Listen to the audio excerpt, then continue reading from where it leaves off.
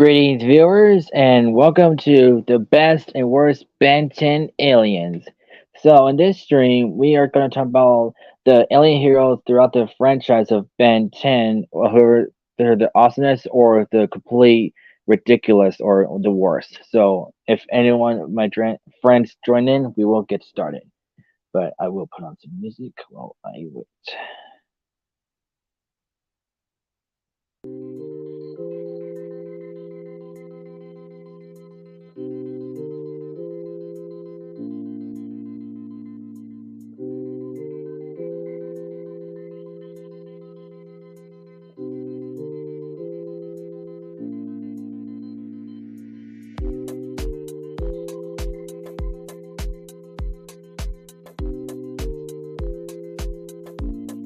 Hey, Blitz, I thought weren't going to join. I'm gonna join for a little bit though, because I gotta go somewhere afterwards. Oh, where are you going to? None ya business. Nah, I'm just going somewhere. Oh, okay. Well, I hope you have fun, or is it like just like an errand or something? No, just for fun. Oh, okay, cool. Well, I hope you have fun wherever you're doing, Mm. and hopefully Bobby joins in. He said he'll be joining in 5 minutes because he'll be home in 5 minutes. Oh, okay. I didn't know he was driving, but thank you. So yeah, since he'll be home in 5 minutes, how was your day today? Pretty chill. Cool. And my mom was off yesterday and today, and she got to go to church with me. Hmm. But sadly, she has to work 7 days in a row next week. Dang. Hmm. Yeah. But yeah, so while we wait, let's go ahead and talk about the very first alien that Ben ever transformed into, Heat Blast. So yes, Heat Blast is a fiery alien. When Ben first transformed into him, he was kind of freaked out, but calmed down. We realized that he can't feel any pain and stuff, and he thought it would be cool to test him out, but ended up causing a forest fire and stuff. And yeah, Heat Blast being one of the originals, and he's like really awesome fighting alien, but he has to be really careful not like set any fires. That's like one flaw in him. But what are your thoughts about Heat Blast?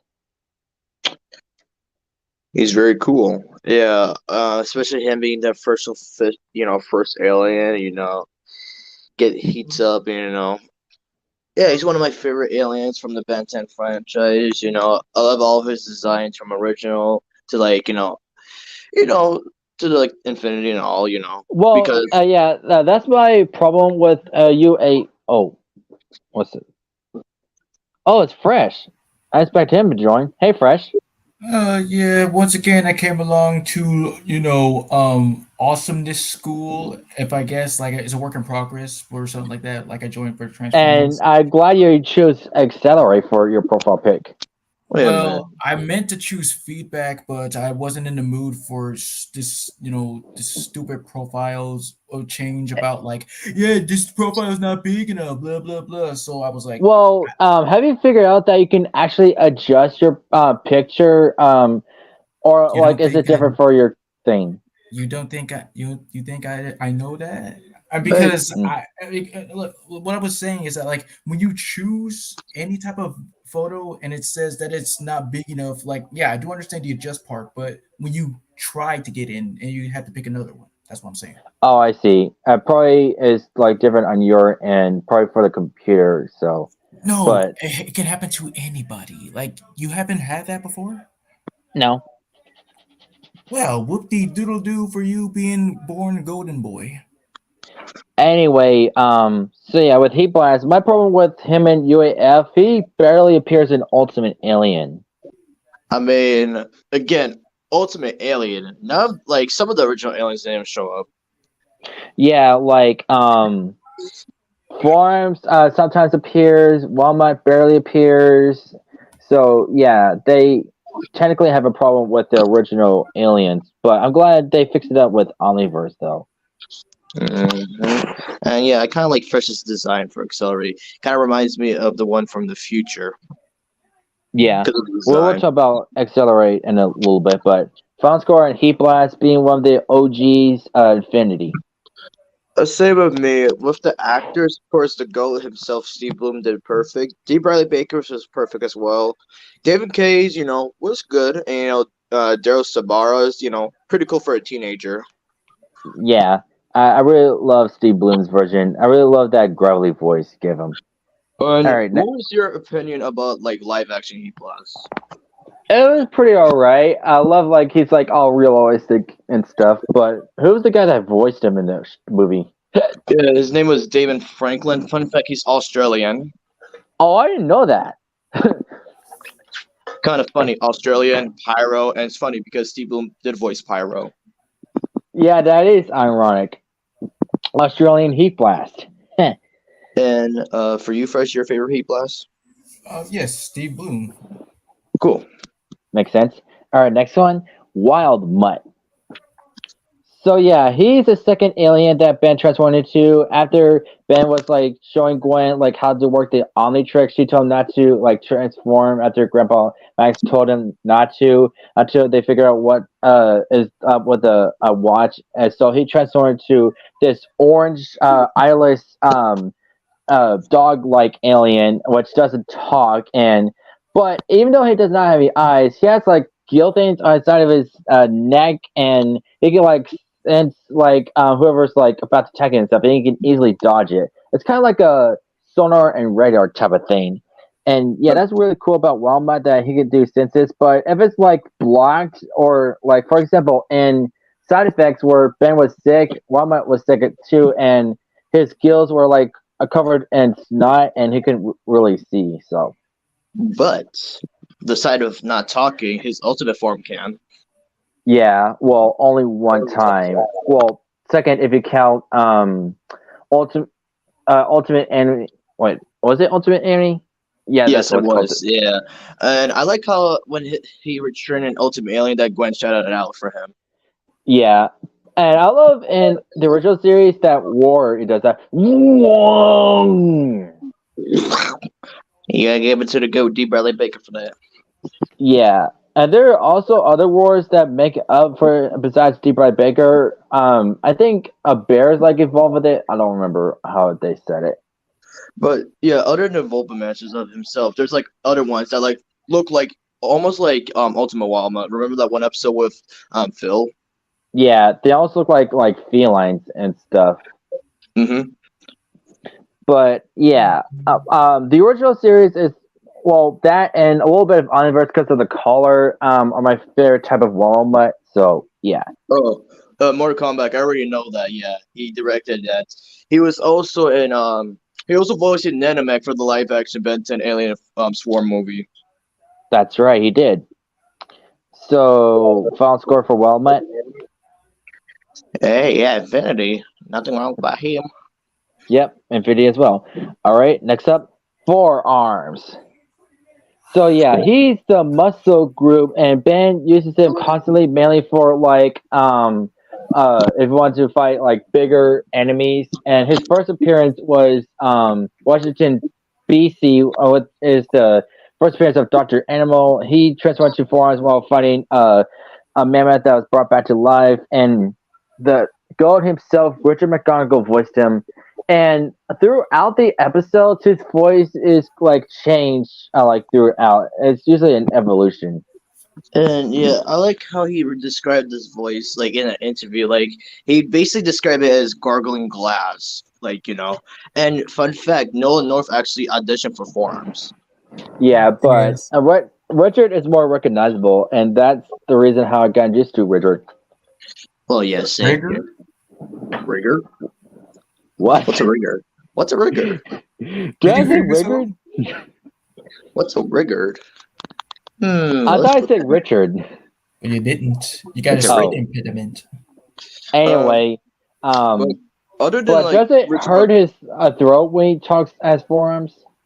No, I mean, I mean, he's done it for a long time. Like even the interview, he did the voice again, so like it doesn't like really hurt him. But like, yeah, I Hmm. agree with your statement. He is to go for forearms. Other goats I would like to mention is D. Bradley Baker from Ultimate Alien. Yeah, he did really good, for a while. But And my other top dog has to be John DiMaggio, yeah, and he's the only actor that voiced him in Omniverse and Reboot. and he also voiced him in Ultimate Alien. As remember when the episode with younger Ben returning? He voiced Y- younger forearms. Yeah, I know, and he's really close to Richard McGonagall forearms a little. Yeah, his voice, like for like forearms, it kind of reminds me of the Skylanders character he played. Oh yeah, Wallop. Yes. But yeah, forearms is like a really strong character. Which design do you prefer? Original. Exactly. Me too. Omniverse is okay. The tank top's alright, but I'm not a fan of the mustache. The mustache. Look at his little haircut and top. Yeah, but yeah, forearms. One of the goats, Infinity as well. And now for freshest profile picture, XLR8. Hmm. So yeah, XLR8 is a pun, of course, accelerate. First appeared in the same episode with Hebos and Wellmut, and he briefly appeared when Ben was like right back to the RV, and he's like packing everything up, and he revealed that the reason he used accelerate so he can put JT and Cash up on the tree, which they did to Ben at the beginning of the episode. We want a picture, not a hairy We don't know what Ben was truly about to say, but yeah. And Accelerate, yeah. Even though it's not technically my favorite alien, I still think it's pretty cool, especially like where he like rapidly kicks enemies. Like for example, in the Kraken, where he's trying to save the sailors from the Kraken, he did that. I just love that. That's the best thing Exactly. about Accelerate. And what's also cool about them is that like these are like claws, and they're really useful, especially like if you want to cut like vines or something. Unless you like, of course, time out, and that will be a much of a problem. Yeah. Agree with everything you said about Accelerate. And sadly, he didn't really appear in UAF, except for January Rex Heroes United, where he briefly appeared. Well, yeah, and I was kind of like, wow, he disappeared for that moment, but wish I could have seen him more in Ultimate Alien, but hey, that's Yeah, what we I got. just wish that he would appear. I just want to know how it would work for D. Bradley Baker to voice him. It could have happened here and there, but yeah, Maybe similar to how Jim Ward voiced him in the original series. yeah, that's the thing. Well, yeah, I was really surprised with Jim Ward's performance as Accelerate because the other voices he's done, like it was like deep or like country like, but with this voice, I was kind of surprised he did high pitch. Uh-huh. Yeah, I Yeah. really love that cricket-like voice he had for Accelerate. And fun fact, he did the same voice in this interview with him and James Arnold Taylor when they were talking about Ratchet and Clank, and he did this high pitched voice sounding like SpongeBob. Huh. Interesting. But what are your thoughts about him in Omniverse? I mean, Yuri's version of Accelerate, yeah, it's pretty cool. Like this usually Ben's voice, but they sped it up for him a little bit. But I don't really mind. Yeah, I don't mind either. I kind of like the green coloring, but nothing beats the OG. And I use him sometime for Benton Protector of Earth, but mainly I use Cannonball mainly because of that one part. But yeah, But for no, Accelerate, hold on. what? Wait, you forgot Reboot Accelerates. Come on, man. Oh, well, go ahead since you mentioned it. Well, like, yeah, first, you want to talk about him a little bit? Yeah, Josh Keaton as Accelerate was really surprising when I did know that it was him. I was like, this is the most shocking voice I've ever seen him do. Really, I just didn't know that was. I like. I mean, like he just sounded, yeah. And what's so funny? He uses the same voice for the Flash, considering they're both fast. Right, because it did sound a little bit into Yuri's direction, but it was just so amazing, though. It was happy that he was given the mantle. Exactly. So yeah, final score for Accelerate again, Infinity, and one of the OGs. Exactly. Yes. All right, next up, Ripjaws. Oh, So yeah, he is a piranha like alien. First appeared in the Kraken. His first name drop when Ben was trying to transform into him, but he accidentally transformed to Accelerate instead. And then during the final battle, he transformed to Ripjaws. I really love how Fred Chesler voiced him. You want to mess with a monster? Try me on for size. And the I reason didn't it's know he called sounded Rip like Christian Bell though. Good job, Christian. There it goes again. again with Christian Bale. Every time I do a growly voice, you bring up Christian Bale. I swear. Christian Parrish, But Christian Bell, me teacher from anyway, the reason it's called Ripjaws because his teeth can shred through metal. It's like dang. And yeah, of Okay. course he's a water breather, but that's a real disadvantage for Ben because if he's out of water, he can't breathe. Well, except that one time where he fused with Heat Blast, Heat Jaws. Well, he still couldn't breathe. Remember, because that's why it's a bad combo. Because Yeah, yeah, the yeah. yeah. But it was still good though, but with Ripjaws overall. Oh, I'm about to do a reference. If anybody knows this reference, we just got a dog. Let's call him Ripjaws. No, let's call him Shredder. Let's call him Sweetie. Diary of a Wimpy Kid Dog Days. Yes. Wait, they actually name drop Ripjaws in that show, a movie. No, yeah, they reference Ripjaw, Shredder, but Manny, yeah, the little brother decided to name him Sweetie. So that's a Ben 10 reference then. It wouldn't be a Oh, Ben 10 really? It's not a Ben 10 reference because Ripjaws is an actual thing, though, other than Ben 10. Yeah. Oh, okay, that turd. Awkward. Dum dum dum. Wait. First, can you do Lumpy Space Princess awkward voice? Wait. Oh, wait. Awkward. Exactly. I mean, would it make more sense if how about Wild Mutt? That would have been a real Ben 10 reference then. Sure, I mean, yeah. But yeah, I But agree the with your... problem with Ripjaws, he barely appeared in the original series. I mean, yeah, even though, yeah, he did appear in that one episode, and there was also that Ripjaws contestant for, Albedo's new show. Yeah, and Yeah. he only appeared I don't know, twice in Omniverse. Twice? No, 3 times, in my opinion. Yeah, it was. And yeah, no offense to, Eric Bowser's version, but, again, it's like he's breathing underwater. Yeah.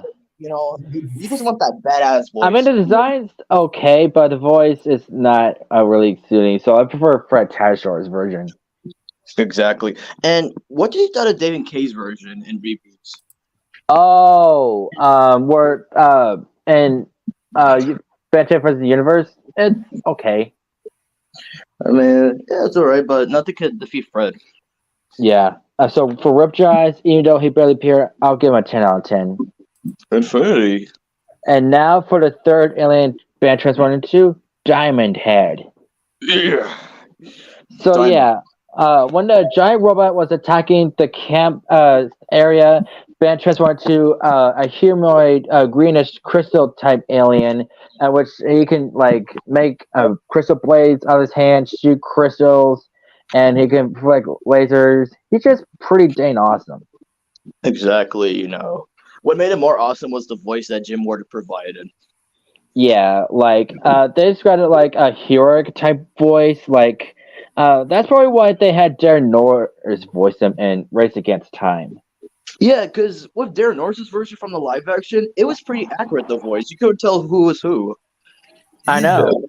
Yeah, and fun fact, years ago, I showed Fresh this clip, and at first he thought it was John DiMaggio. Because I just never hear him just do that type of voice. I mean, it's almost like Jorgens, but much more deeper than ever. Well, I mean, if we did an ornamental of Diamond Head, we would definitely add Johnny Maggio.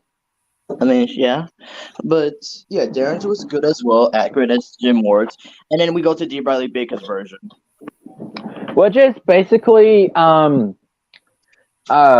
using a little bit of Waybig's voice. But I like his version. Yeah, it's kind of similar to Jim Ward's, but more heroic than ever. But he did good. I liked it. I also like Eric Bowser's version. I mean, Yeah. him surprisingly, he was very accurate with Jim Ward's. And the alien versus design is okay. I kind of like the green and black, but the diamonds, they're way too skinny for me. The ones on his back. Oh yes, and Fresh, would you like to talk about reboots? Reboot. He's basically using his Sonic voice, and that's well, we already know. Like he's just trying to sound cool and heroic and everything. But I did Remember like the that trend. episode where Ben, Gwen, and Grandpa Max went to that temple thing, and they had to be quiet, and Ben accidentally woke up the dragon, which is the reason Yes. why they were quiet. Yes. Yeah, but yeah, Diamond Head is a really classic, cool alien. I just wish that he was playable in Protector of Earth, but apparently his DNA was used on a bear called Crystal Claws, which they're a pain in the arse. Crystal Mist, Christoph. Oh yeah, you remember Crystal Fist? Oh, that's Kevin's alien. Yeah. The design was it was really awesome in my opinion. Yeah, just purple and stuff, and yeah, Yeah. And the fact that his name was originally supposed to be Black Ice. Crystal Fist works better. Oh yes. But for Diamond Infinity. Yeah. All right, next up, he's powerless, but he is brainful. Gray matter. Oh, gray matter. He appeared as a cameo in the episode Washington, BC, where Ben used him to look for a special golden Sumo Slammer card in every Sailor box, and because of that, he was forced to pay for them all. But his real time to shine was in his own episode called A Small Problem, where Ben was forced to be stuck as Gray Matter after Omnitrix glitch, and we've shown that he's pretty smart. And I must say, I was really surprised about Richard Stephen Horvath's, performance. This is the And highest pitch I remember you guys shocking me, telling me that was Richard Stephen Horvath the whole time. Yeah, because I was surprised too when I found that out years ago, and finding that that's one of the highest pitch he could go for Gray Matter. It's similar to Alpha 9 from Power Rangers. Did you the say first Alpha one. 9? It's Alpha 5. Okay. Whoops. You just piss off Power Rangers fans. No. I'm sorry. It's Burn been him a in your while. skin. Okay, I meant to say Alpha 5, not Alpha 9. Cut off his jewels. Do it. Hang on. Here's Bobby. Hey, Bobby. Hello. How's it going, dude? Sorry for being late. No, you're fine. We started alright. without you. Yeah. We're just talking about Gray Matter. Wait, hold on. Before you continue on with him, let me give my quick review and rating of. Well, since you're starting off with the original 10, I'm gonna give my review. Okay. Sure. Okay. Heat Blast, one of my absolute favorites. 10 out of 10. He's awesome. Also, check it out. I'm totally hot. You sound like Seth Rogen. We did that laugh. I think Jesus. Steve Bloom actually did do a Seth Rogen laugh when he did it. No, he didn't. I don't know. I don't know. It probably sounded like that in What? my head. I Christian, already since you wrote Cannonball Blitz. Wait, what? I already wrote Cannonball. Oh, okay. I'm sorry, but Christian, since you said that, now it's gonna be like Cass said. Next up, Seth Rogen has Heat Blast because of Christian's comments coming to your theaters. God damn it. Anyway, Wild Mud. I do love Wild Mud. He's such a good boy. 10 out of 10. Unless he'll tear you to shreds with his teeth. Honestly, I'd pet a Volpomancer. Would you? Well, if it's Yes. been a Wild Mud, then yes. But not an actual one, like from the Null Void. No. I would see from afar and see how fascinated they are. I like how multicolored they are too. Christian, I already go fucking Oh, great. Good grief.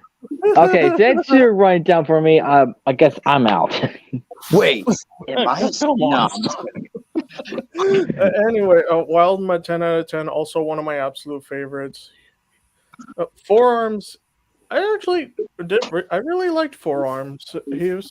I even I was even happy when he returned in Ultimate Alien and Omniverse. Basically, he's become one of my another one of my absolute favorites. I think the original 10 themselves, along with some additionals, have become them. I'm not gonna.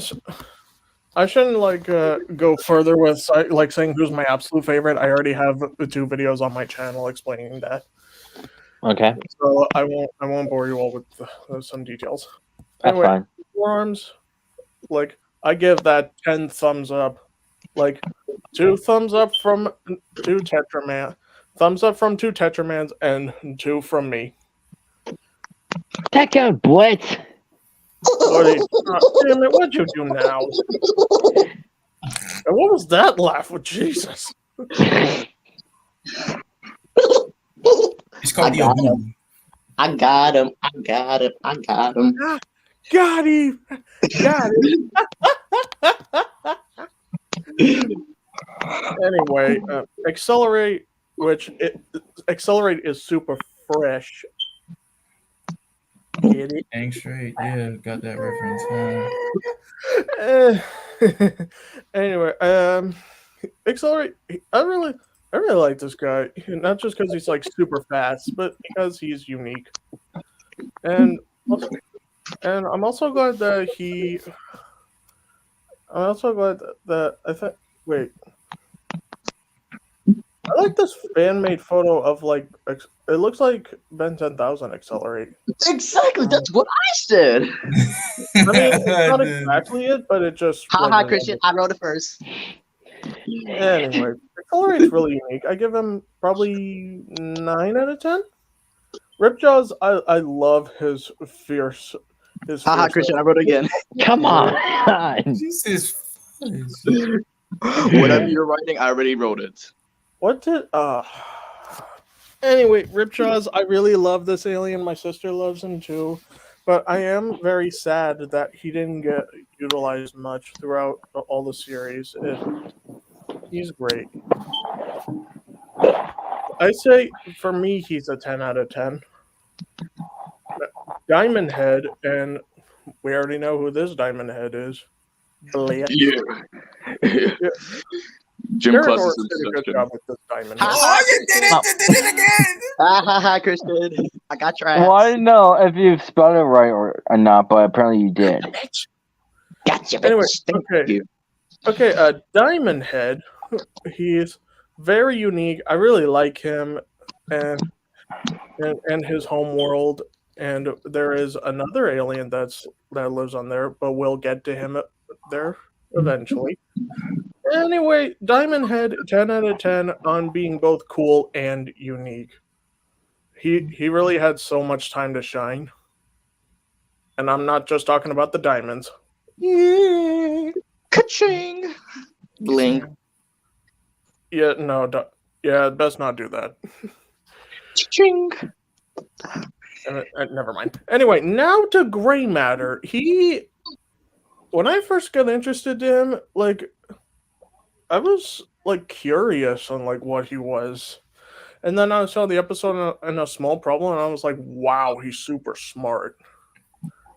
And that's actually a really cool thing because Oh wait. Ha ha. Dang it. Whatever you do, I do better.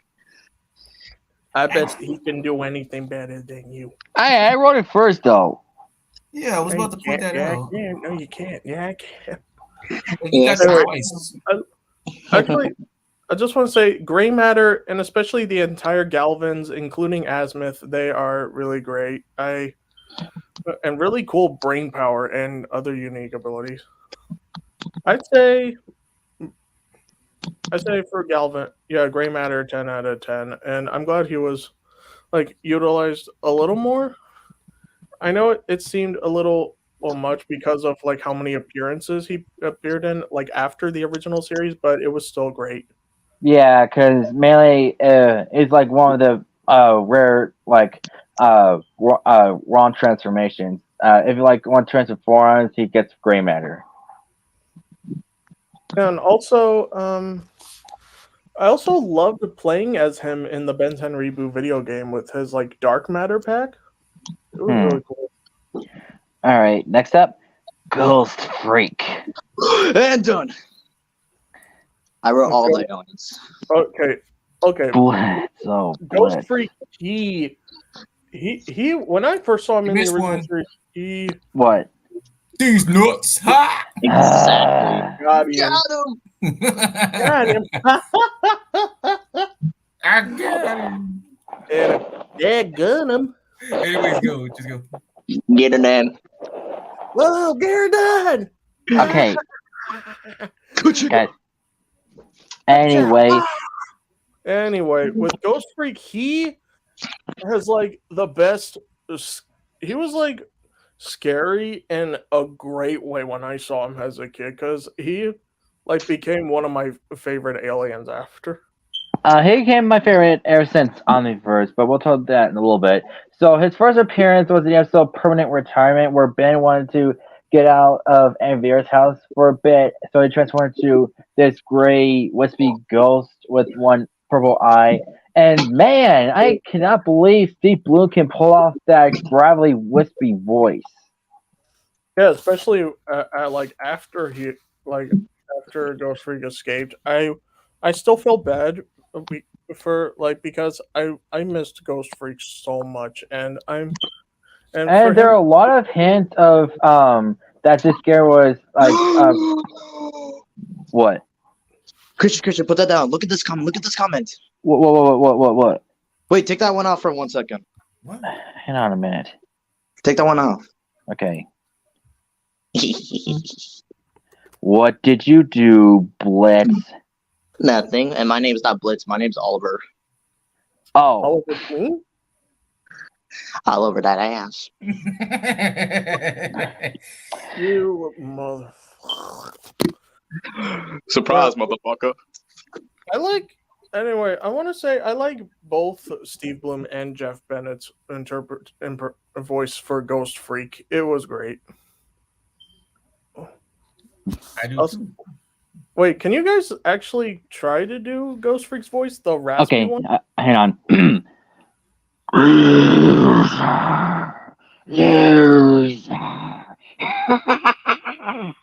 See ya, don't wanna be ya. Good. Oh, that's good. That's good. Fresh. Well, let's see. Don't really know any other lines, but yeah, I'm pretty sure that I could just pull up the voice too.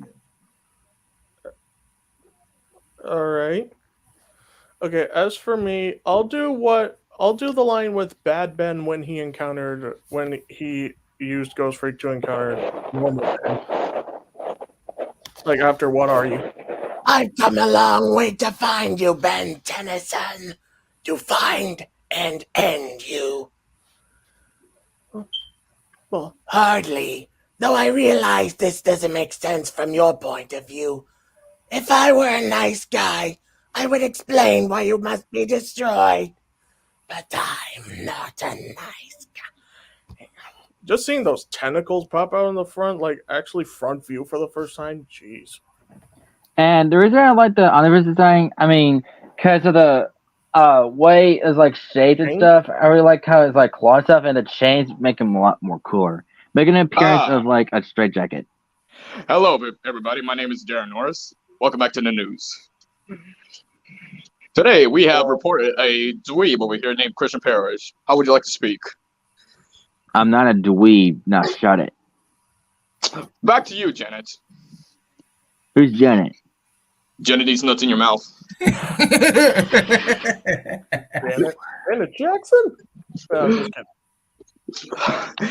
But overall, Ghost Freak, even though he escaped and he was like a separate being, he's still a really cool alien. Like one of the original 10.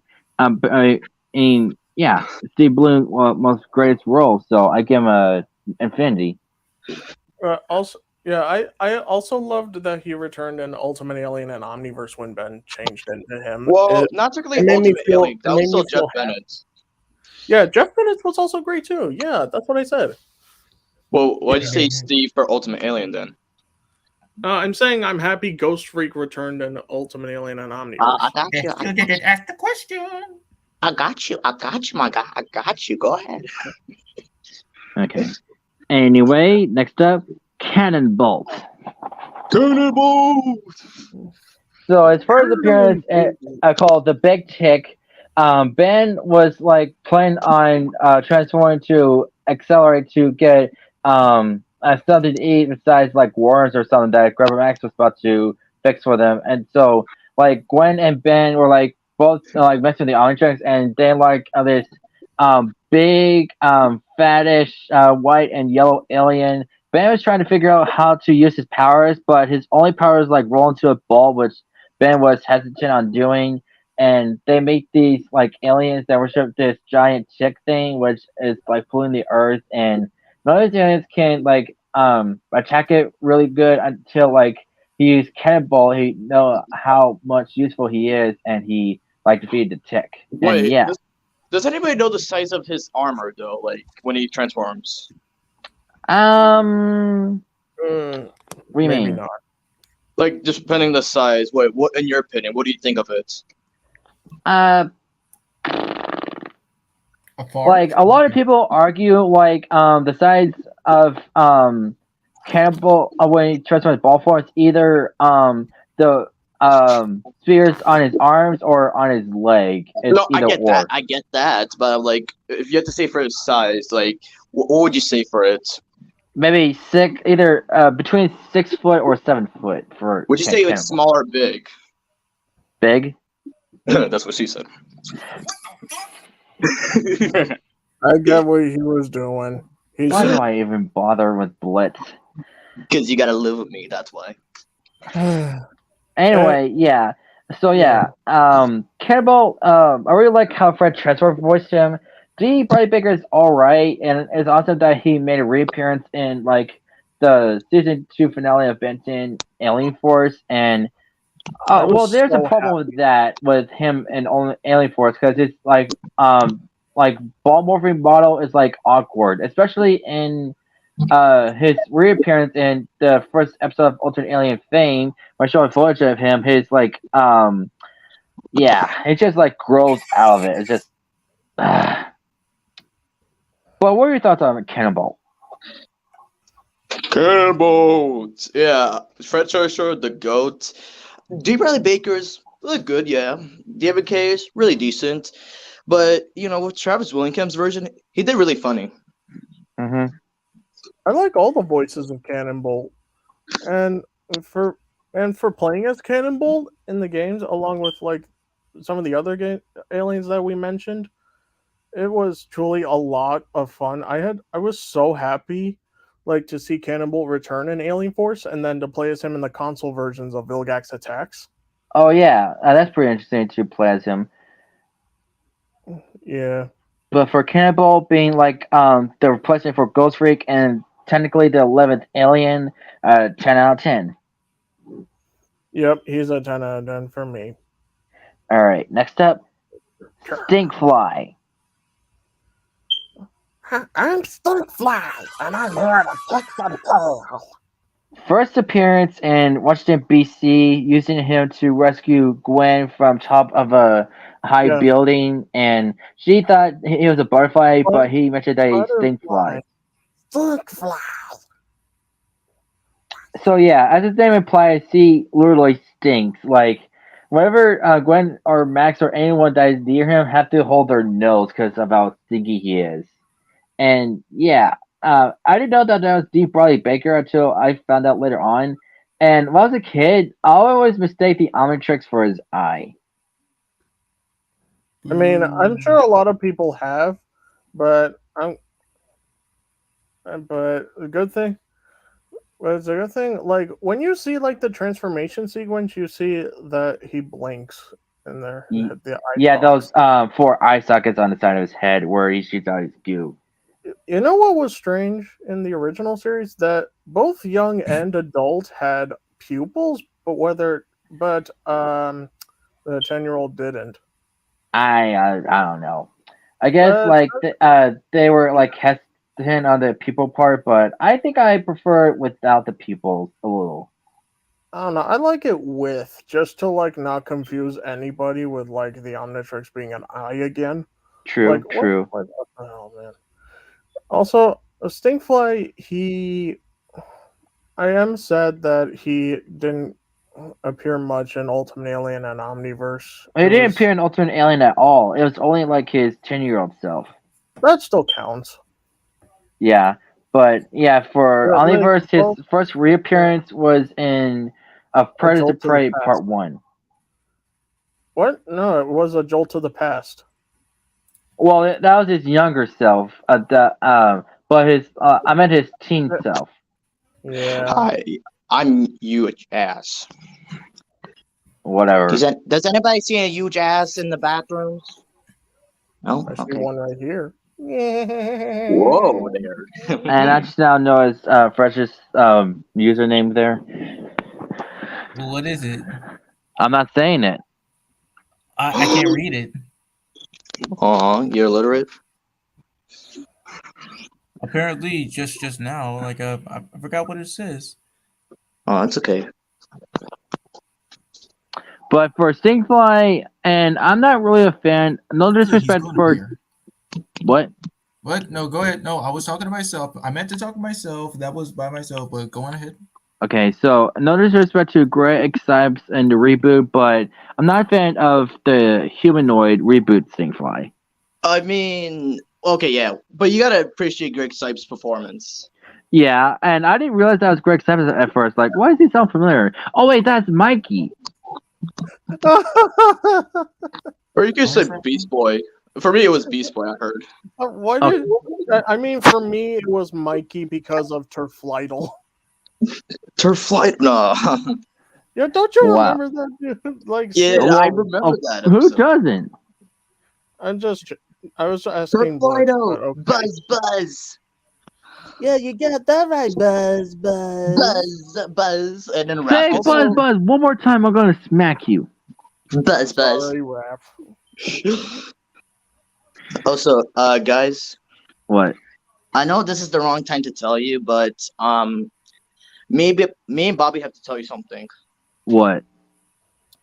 We've been keeping this for a long time. I don't know how to tell you guys. No, I'm actually What? being serious. What I'm about to tell you, though, What? we kept a secret from you guys since 2020. 2020? Yeah, Yeah. Okay. and I think it's the right time to tell you guys. What? Bobby, should I tell them or should you want to tell them? You tell them. I don't know. I don't know because if we tell you guys, I feel like you're not gonna accept us afterwards. Oh, What? you're gay? How No, about no, we no. both? How about we both do it? Okay. All right. On three. Yeah. On Three. three. 1, 2, One. 3. 2, 1. We're cousins. Cousins. Are you for real? Yeah, we are. What? Whoa! Where did you find Yeah. that out? Like since we were young, and when I first saw Bobby on YouTube, I wanted to make sure it was my cousin, and I'm very sorry I didn't tell you after all these years. Oh, I wish you did. That's kind of awesome. That's amazing. Holy Yeah. crap. Okay. Yeah, we just didn't want you guys to freak out.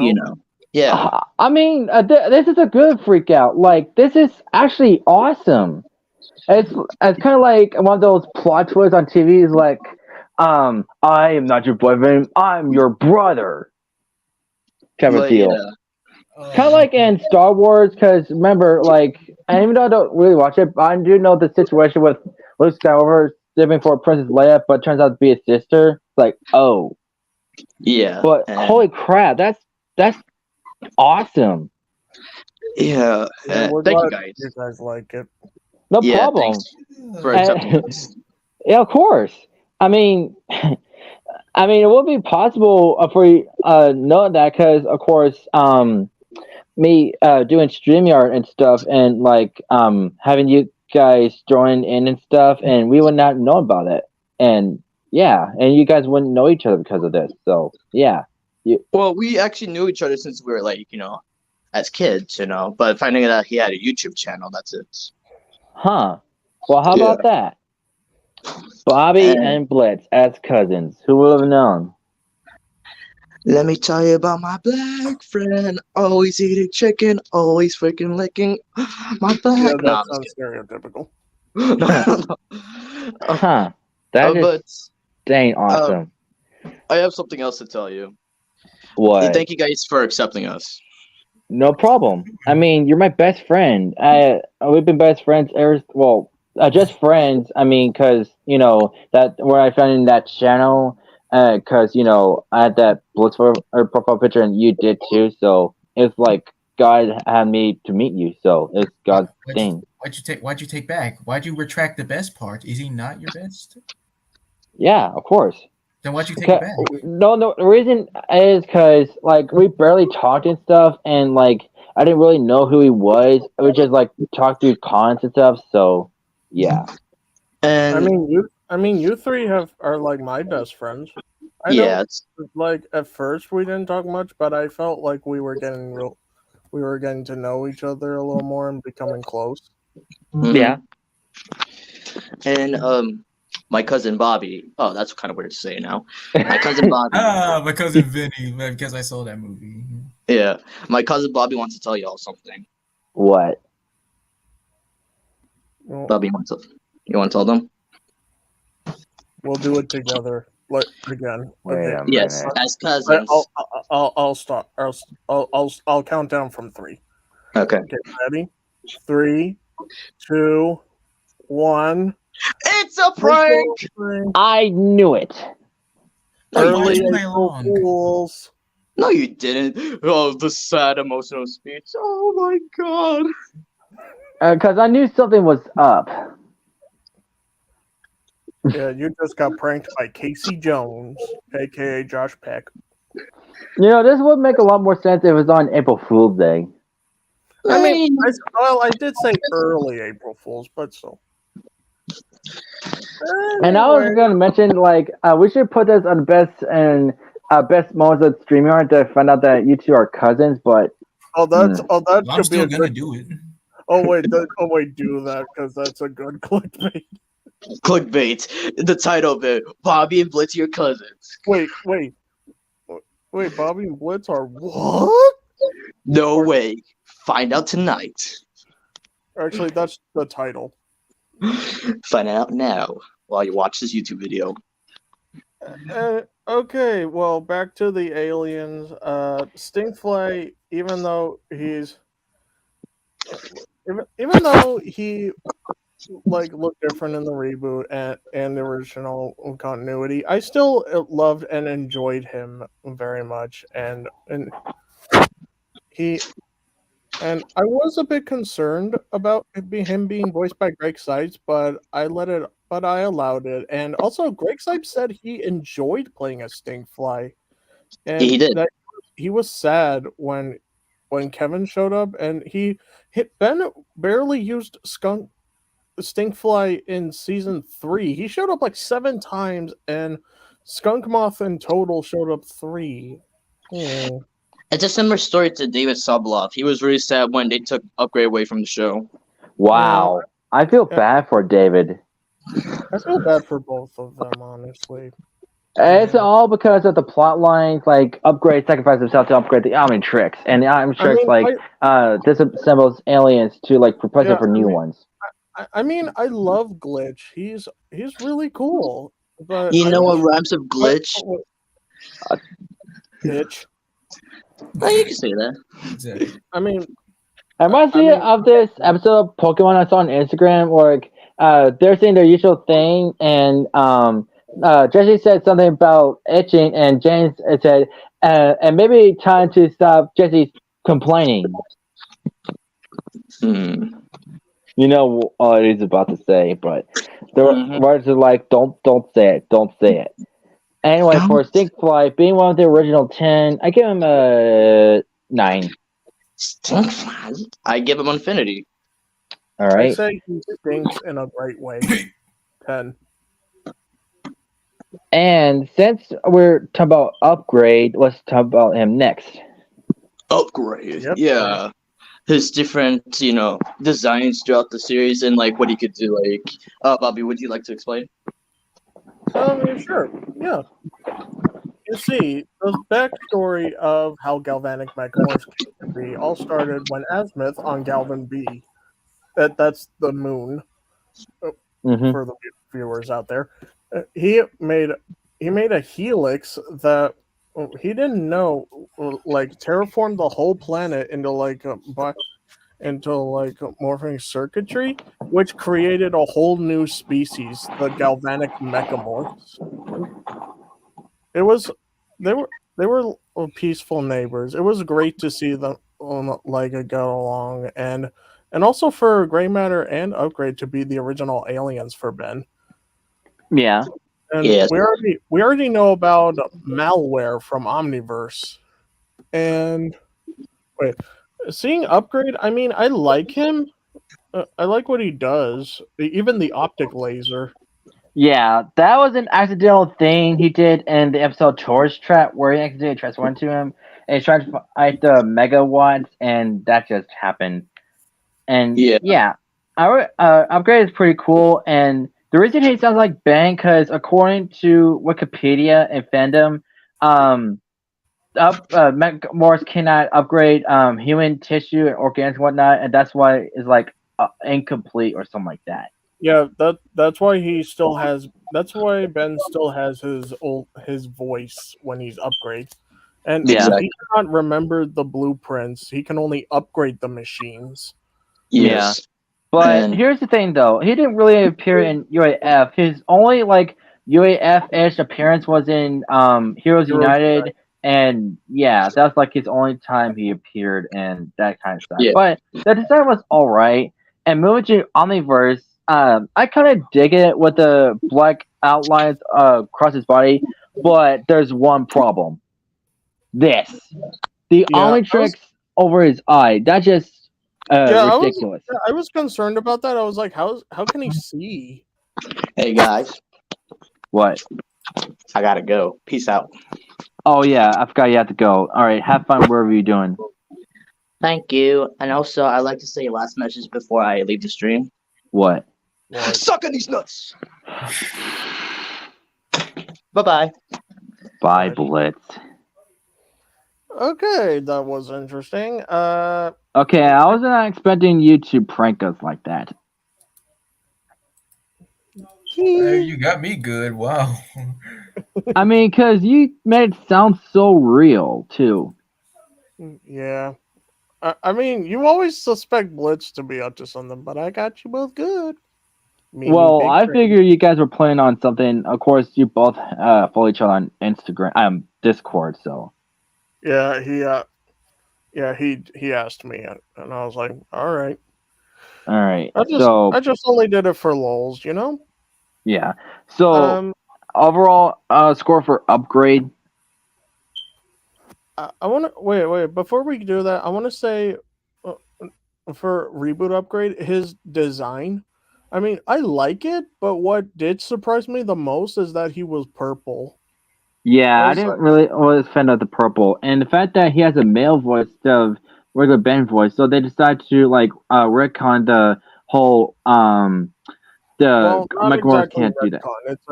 It's not exactly retcon. It's an alternate Ben. It's an alternate universe. So for that reason, I mean I will allow it, and also seeing like the entire Mechamorphs becoming like all a different color. So that's right. Yeah, I prefer the green version. I feel like they did that because they didn't want us to like expect for it to be like the same thing. You know? I guess. And plus, being like its own thing, it really did pay it off. Yeah. I just wish that Ben in the reboot would re-unlock Upgrade and Gax, and it would have been great, and also a great team up for both Upgrade and Glitch. What can you do? I don't know, but I feel like it would be really cool. Oh, also, I'm doing a role play with one of my friends for like his Omnitrix users and Reboot Ben, and for the aliens, they modified like Ben's Omnitrix to have every alien he became, including upgrading Gax with unlocking new ones. Like he made reboot designs for Fast Track, Edel, Ripjaws, Eye Guy. Interesting. So final score for Upgrade? I'd say he's a 9. 10. All right, Eight? next up, Wildvine. Yeah, Wildvine the 12th. Woo! He's So his very first appearance unique. was in Amp Fear, where Ben and Grandpa Max were trapped by like these like they're not really aliens. I guess they're like I don't know what the story is with the freaking plant thing. They didn't really explain if it's alien or not, but anyway, yeah, Ben was trying to activate the object, so he transformed to this five-legged fly trap type alien with one eye, and his amazing like one of his abilities like he speak with like plants and stuff, and yeah, he also has like stretchable arms, which are technically vines. He's got like seed bombs on his back, and yeah, he's an alright alien. Bobby. Yeah. To me, Wildvine, he's really unique, and I love that alien. He was also really fun to play as in both Protector of Earth and Omniverse the game. Oh yeah, definitely. And my favorite attack for Wildvine and Protective Earth is like pollination, a little bit of uproot, upshot creeper, thorn burst. That's it. Well, anyway, for Wildvine, I love basically everything about him is great. Even as like And seed for pods. D. Bradley Baker, I didn't like the voice he used for him. No disrespect for D. Bradley Baker, but I wish he like did similar to what Jim Ward did for his voice. And the design for Oh Omniverse man, is not really my taste. well, And I now for well, reboot I like. one, why is he humanoid? I feel like for the humanoid one, it's like they put his head and pods on Swampfire's body with a bit of minor modifications. I guess, but I prefer him have like tentacle like legs to make him like appearance of I a feel like root. for the new generation, they would probably be like a bit scared of his design. I guess His that's probably why Stingfly was being a humanoid. I guess because that was mainly actually that with that's why reboot like was like did like child friendly for like almost like 5-year olds and 4-year olds, something like that. it was a new generation of audiences, so it's fine. But But for I Wildvine being the 12th alien, I give him a 10. yeah. Also, did you say root? What? Also, did you say root before? Yes. Root, get a clue, dude. I'm a vine. Okay. Next up, Blitzwolfer. Or AKA Ben Wolf. Well, I prefer Blitzwolfer. It sounds cooler. So, and his first appearance in called Ben Wolf, where wolf creature called the Dushi was like attacking everyone, and during attack, like Ben thought he like bit him, and he started slowly transforming to a Dushi. As it turns out, like he scratched the Omnitrix, and he was actually an alien. So he dubbed himself Benwolf because he thought he was going to be permanently a werewolf. So, but in Omniverse, in the episode An American Benwolf in London, where Kai asked about Benwolf, he says not Benwolf anymore. And then he saw Wolf Blitz on TV, so he just like switched around Blitz Wolfer. But I actually like it. It sounds better. And I really love the Omniverse design. It's a real cool. Like the green suit, 4 Claws of 3, Cameron Michael Richardson voicing him. I love the Omniverse one too. Yeah, that's why Blitzwolver became one of my favorite aliens. And no offense to Tara Strong, who also voiced him in the original. Well, She here's did the thing a though. pretty You can tell it's Tara Strong because they like put a filter over her voice. I get that. And when I saw the credits, and I was like, "What?" Apparently so. Apparently, So yeah, for Blitzwolver, one of my faves, I give him an affinity. yeah, he's a good boy. Oh, All right, good next. boy. Hey, I'm not really a dog, you know. Then why is your tail Oh, wagging? Desist, you adult adolescents. Onward! Next up, Snarrow. AKA Ben Mummy. So yeah, That was better. he unlocked his DNA and under wraps finding an alien mummy, but he didn't get to transform into him until the fight with the Yenodushi and what was it? The Return? I think that was called. I can't remember, but Actually, and he unlocked him in. Well, yeah, he did turn into him in the episode The Return. But yeah, I was that's what I gonna say meant. he unlocked him in the episode Under Wraps. That's what I said. Okay, I'm sorry. I was like looking at something else. It's fine. So yeah, his first actual appearance was the Return. He wasn't expected to transform into him, and he had trouble figuring out how to use him. So his main ability is like unravel his bandages and like use them as like snares. And yeah, he didn't reappear until Omniverse in the episode Frogs of War. Wait, oh yeah, Frogs of War Part 1. Where like he had a new design, which I really like, and he's got a new voice, and that shocked me to find out that was Kevin Michael Richardson. I actually saw on the wiki before I saw the episode. I was like, "Who's Snarrow?" And then I looked and I was like, "Oh, that's him." Yeah, I do love the design and voice. I think he. I mean, not that there's anything wrong with the original one. It's just that I like the Omniverse one a little more. yeah, because it makes him more like a pharaoh, Snarrow. Yeah. Also, I like the eye attachments on the shoulders. Yeah, I kind of like him too. Yeah. Also, Oh yeah, and also the Snarrow. sounds. Also, the Mhm. sounds for the bandages. I'm glad they also returned in Omniverse. Yeah, same. So yeah, for Snarrow being one of my favorites, another one of my favorites, another Infinity. I also And next- like that. I also like that when he like dropped down and it was only his head that showed. That was like really funny. Next up, Frankenstrike. AKA Ben Victor. So yeah, it's a good thing that these three guys got name changed because, like, I'll be honest. I'll be honest about something. In the original, when I was like watching season 3, I was guessing like what they would be, and when I saw them on the packaging, I was like, I called it. yeah, like I don't get why they would bother having like Ben Wolf, Ben Mummy, and Victor. But I think it was like they couldn't come up with it at the time, and they probably just like did it to get it over with.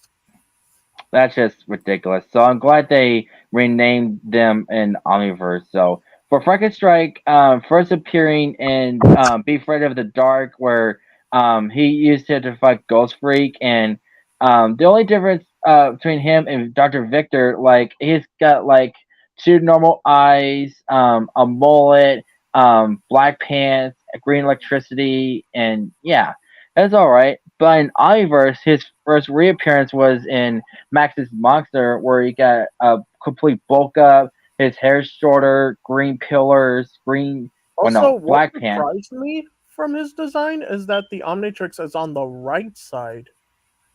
Yeah, and it's like a scar usually thing. See it on both the center and the left. Whoa, what the heck? Look in the private chat.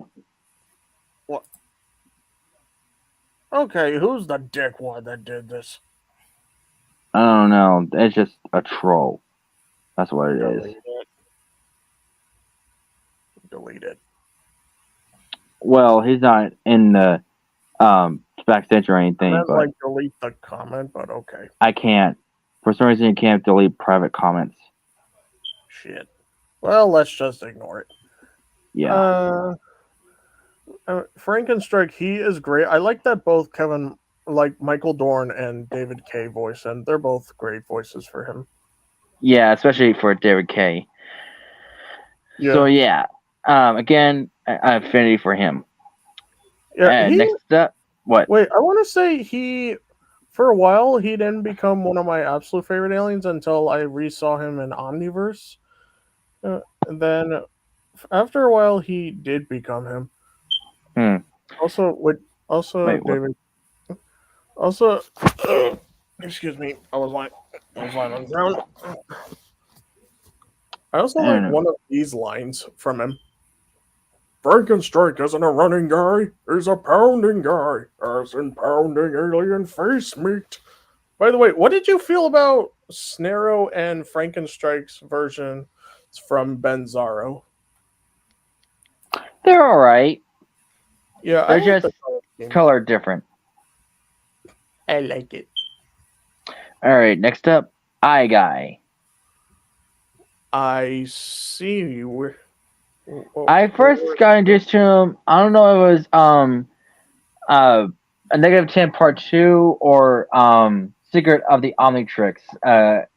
So yeah, that confused me because I didn't know like who the heck he was until I found out his name was Eye Guy. So like they should have had an episode where he unlocked him on screen. So that's just I don't know. That's just odd. But for Eye Guy, being like 2 appearances in retro series, the Ticket on the Omnitrix, like alternate like openings besides Accelerate and Eye Guy, and his like official appearance was in negative 10 part 2. So it just shoots lasers out of his eyes. It's not just lasers.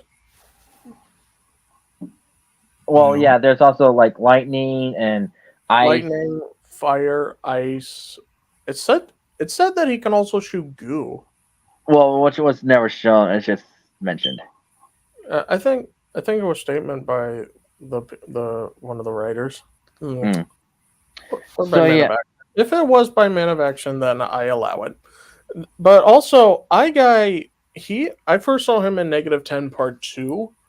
He surprised me really, and I did grow a liking to him. He is really cool. Mm-hmm. So And yeah, all around in Omniverse, I think for the original voice in the original series with Dee Bradley, I didn't like it because it sounded like if Swampfire had a cold. oh, okay. But And yeah, then Paul Eddings is really Yeah. good. Yeah, Paul Eidings is incredible, and I like the puns he did with it. Like, Yeah. oh, I didn't even see it coming. Now that's ironic. And he's only playable in Iver's video game with Young Ben, but the only like mistake about him like is his teen Ben model. Yeah, that's like the first one they did, and then they went to young Eye Guy's design. Yeah, It just looks the same, except but with the white bands on his wrists, which I like. yeah. Well, our final score for Eye Guy. I give him a 10 out of 10. All right. Next up, I mean, Way Big. Oh, whoa, whoa, whoa, whoa! Check me out. I'm not just big. I'm way big. So his first appearance was in Secret of the Omnitrix, where Azeth fixed the Omnitrix from the self-destruct countdown, and it gave him a new alien, which is a gigantic running white humanoid thing. He just like crushed the robots and flew guys in space. Now in Alien Force, now he has like he can shoot like energy beams from his hands, which he is mainly based on the Japanese hero called Ultraman, even doing the Ultraman pose. Yes. Yeah, I saw a clip of that and I was like, whoa. It's like Yeah. basically they're just basically copying him, but I like it. But Way Big does it a lot better. And I Yeah. love that his origins were like explained in the video game Cosmic Destruction, that he's literally a cosmic being created from a cosmic storm. It's just too beautiful, man. It's so beautiful. Yeah. And but in the fact that Omniverse, instead of the backwards L he does, and now it's like an X shape, which kind of works, but yeah. Well, they wanted to make it a little more original. And, besides, I was gonna say he can not only fire cosmic rays, he can create and control cosmic storms, which is incredible. Well, also, Don't Blitz say- is don't say for only- some reason writing down the voice actors from Ben 10. Yeah, respect the cast. I know. I'd say I would say for the voices of Way Big, I do like them all, but I think especially with Roger Craig Smith in the reboot, I know it's like a slightly altered one of the Omniverse design, but I love it. I think for Roger Craig Smith, it sounds to me similar to Eric Bauza from Omniverse. I like Eric Bowser's version, and I didn't know this until I looked at the fandom that he has a Japanese accent, Yeah, I saw that too when I first heard it. and it's not really noticeable because of the monotone metallic voice thing. But I guess like when he pronounces certain words, like yeah, like I guess I kind of noticed it, but not really. I mean, What was for that? some people, that was a monkey. A monkey. Fresh, are you raising a monkey? Yes. Ooh, What's the little guy's name? Anyway, final score for Way Big. I say my score for him is way big. Like infinite. Okay, for me, 10 out of 10. Wait. Also in Cosmic Destruction, when you play as him, it is beautiful. Well, it's only the last level, but it's still pretty beautiful, even with the Yeah. quick time. Next up, Spitter. Well, I mean, honestly, Spitter, he's not bad. I just wish that he appeared more beyond the original series, and he didn't even speak. He just made noises. Yeah, think but still technically voiced by D. Bradley Baker. First appeared in Ben 10,000, used of course by Ben 10,000, and Stinkfly wanted to know who that was, and he kind of like Loogie Man and then Spitter. That's where Spitter came from. Yeah, his main ability is just spray out green slime. And yeah, that's like he barely appeared, but I had him anyway because it's like one of the ones that one. Wait, did you tell him about the concepts? Well, you go ahead since you mentioned it. Well, the reason why I said concepts. Hey, movie watcher. He's here. Yeah, he's in the chat. I see him. He's saying forearms. Oh, hi, movie watcher. I mean, we already did him, but I appreciate your participation. So anyway, the reason why I said concept is because, that would have been so cool. Is because in the concept arts for Upchuck, Spitter and Arctiguana were like one of the concepts that were made into the show as separate aliens. The other concepts became Mott, Snick, Rep, and Sploot. Yeah. But Spitter is alright, even though he doesn't appear much. I give him a 7. I especially love the Omniverse design that Derek gave him as from a GoFundMe stream. Did you see those? Yeah. That's alright. Alright. This one I forgot to mention. Actually, passed him by accident. Upchuck. Yeah, Upchuck, he is really cool. Wait, to be honest, the first time I saw Upchuck was from an AMV video of his first appearance, and people are like saying, including OR Ash, they're always saying he's like a gastric gummy bear. Yeah, he is a little bit. The Perk version of him is. Yeah, his first appearance was Visitor, where the alien put in a code in the Onyx and unlocked this like green toad-like alien, and he's got like 4 long tongues, and it eats anything that shoots out a green bomb-like vomit thing and explodes, and yeah, that's where he got the name Upchuck. Which I prefer this design because it's more recognizable. The UAF version, the Merc one, is not my favorite, really. I love that it's a subspecies as well. Can you explain why they're called Merc and Perk?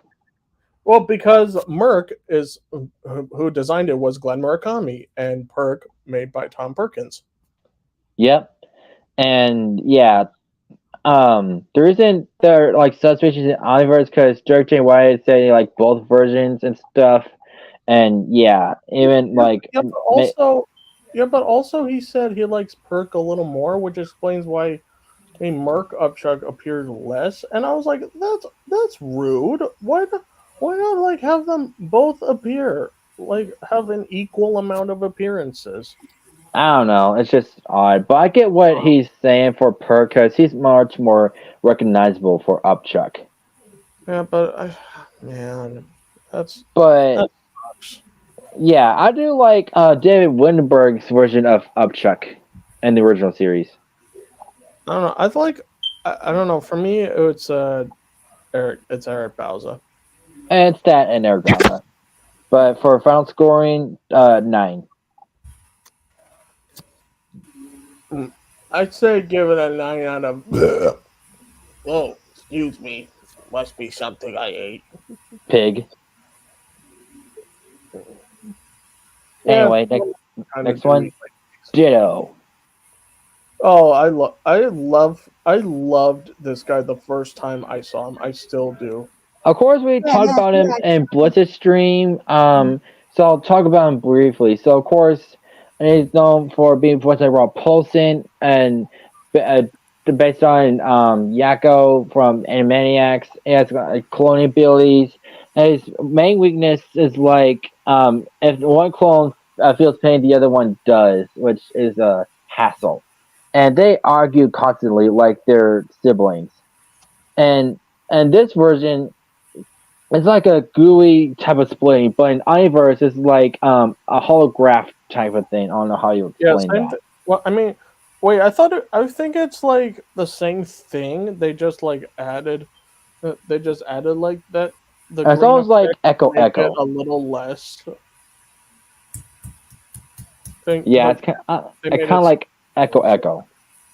Yeah, they made it like similar to Echo, but still with the same duplicating sound. But for Ditto, one of my favorite aliens, and basically for Omniverse, 11 out of 10. Yeah, same with me. That's right, Buzz Big. Nobody messes with Ditto. Another one of my favorites, Buzz Shock. Yeah, Buzzshock, he is really cool, honestly. Well, I didn't know what his name was until in Omniverse, but his real appearance was in Ben 10,000, and then Ken 10, used by Ken, and then he didn't appear again until Omniverse Max's Monster being launched by Phil because of the electrical glitch and the Omnitrix, making him turn into a megawatt, which I really liked the design. Yeah, I love the Omniverse design. I mean, and I briefly saw him in a like promotional trailer where briefly shows a green megawatt and then atomics, and like I was like, wait, who are these guys? So yeah, and because of that, Bashar became one of my favorite aliens, and I really like how Eric Bauza did it for him. All right, and that's over with the original series. Wait. Also, do you remember Buzzshock being in the reboot? His design is basically just him from the original series. It's not my favorite.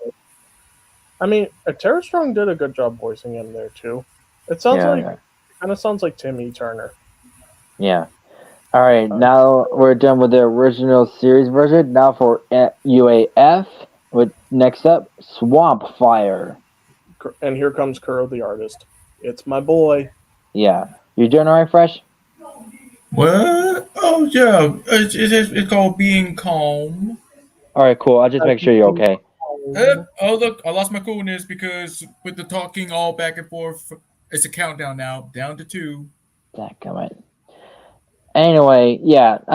So Swampfire, just like Keith Blast, first transformer in Alien Force, he is like, okay, for fans, he's basically a fusion between Heat Blast because of the fire powers and Wildvine because of the politeness. And a little bit of stink fly because he kind of stinks. Like when he smelled himself, like he found out that he's the one that's causing the stink, and because he's made of methane.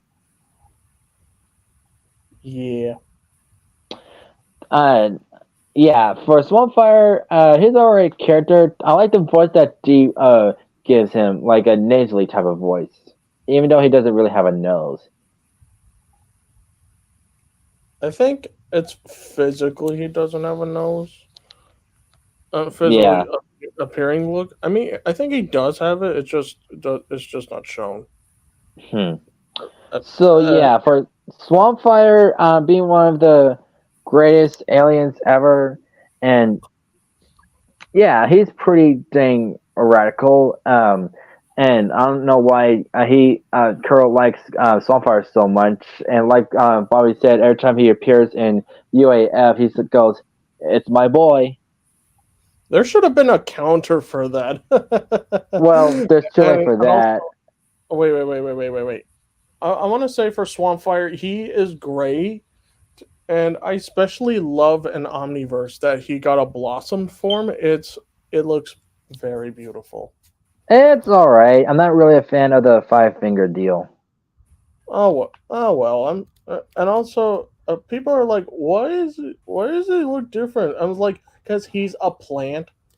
Certain plants blossom and bloom. And out of the universe reason, because of the bad toy selling, Swampfire got a mid of the series redesign along with Chromostone and Wrath.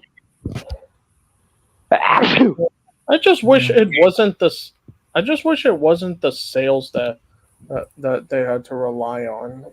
Like you could just like have fun with the aliens, you know? I don't know. It's just Omniverse. It's one of those that had a really bad toy sale. I think Bandai had a real problem with the show itself because not a lot of the aliens got like toys of their own, like Fast Track or Chameleon or Journeywork didn't have an alternate alien toy, did he?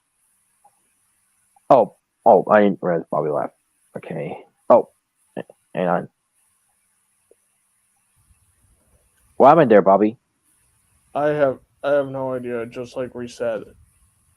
Okay. But final score for Swampfire? For me, he's an 11 out of 10. Yeah. I love that Methanosian. All right, 9 for me. Next one, Goop.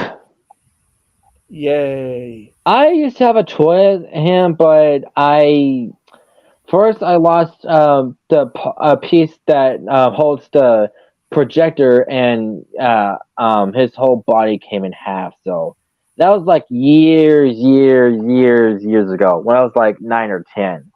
I was a kid back then. But I really wish I had that toy again. Maybe somehow, some way, I'll get that toy. But anyway, first appearing in the episode The Gauntlet, having trouble figuring out how to stop that robot called the what was it? Tekadon. Yeah, Tekadon. And Goop. The reason he can like float around and stand because of the anti-projector on above him, and that's where his voice comes from. And nobody can take him seriously because of his voice sound. I think some people couldn't take his voice seriously. Oh, by the way, the first Goop product I owned was a Goop keychain. A Goop keychain? Yeah. Where can I get that? Yeah, a while back I found it at Toys R Us. Oh man, I wish like Amazon or Walmart online would have something like that, but dag nab. Unless there's like some store that would sell like a lot of the Ben 10 toys that are available, maybe I might find that. But man, I want that so bad. Thank you for telling me about that. Wait, you remember that when Alien Force had bobbleheads? Well, I want that too. Yeah, it's just the aliens for Ben's aliens. It's both Swampfire, Goop, and Big Chill. Yeah, and there's yeah. Anyway, so yeah, Goop is just a lot of slime. I didn't really like the Omniverse look. not as much to say about him. He's kind of cool. A lot of people find him gross, which is understandable. Final scoring. I mean, I love Goop. He's great. I was like really intrigued with him ever since I first saw him. So for me, 10 out of 10. Perfect. Same here. Oh wait. I even love his acid ability. Which he barely uses. It's true, but he'll ever. I still wish he used it more. That would be cool. Okay, here's like used to be my favorite alien, but not anymore. Echo. Wait, what? What happened? Okay, here's the reason. Okay, in the first time he appeared, he had like a real deep robotic tone, which I really loved as a kid. But as like he started appearing more and more, his voice started changing, and it got worse in Ultimate Alien and Omniverse. Aww.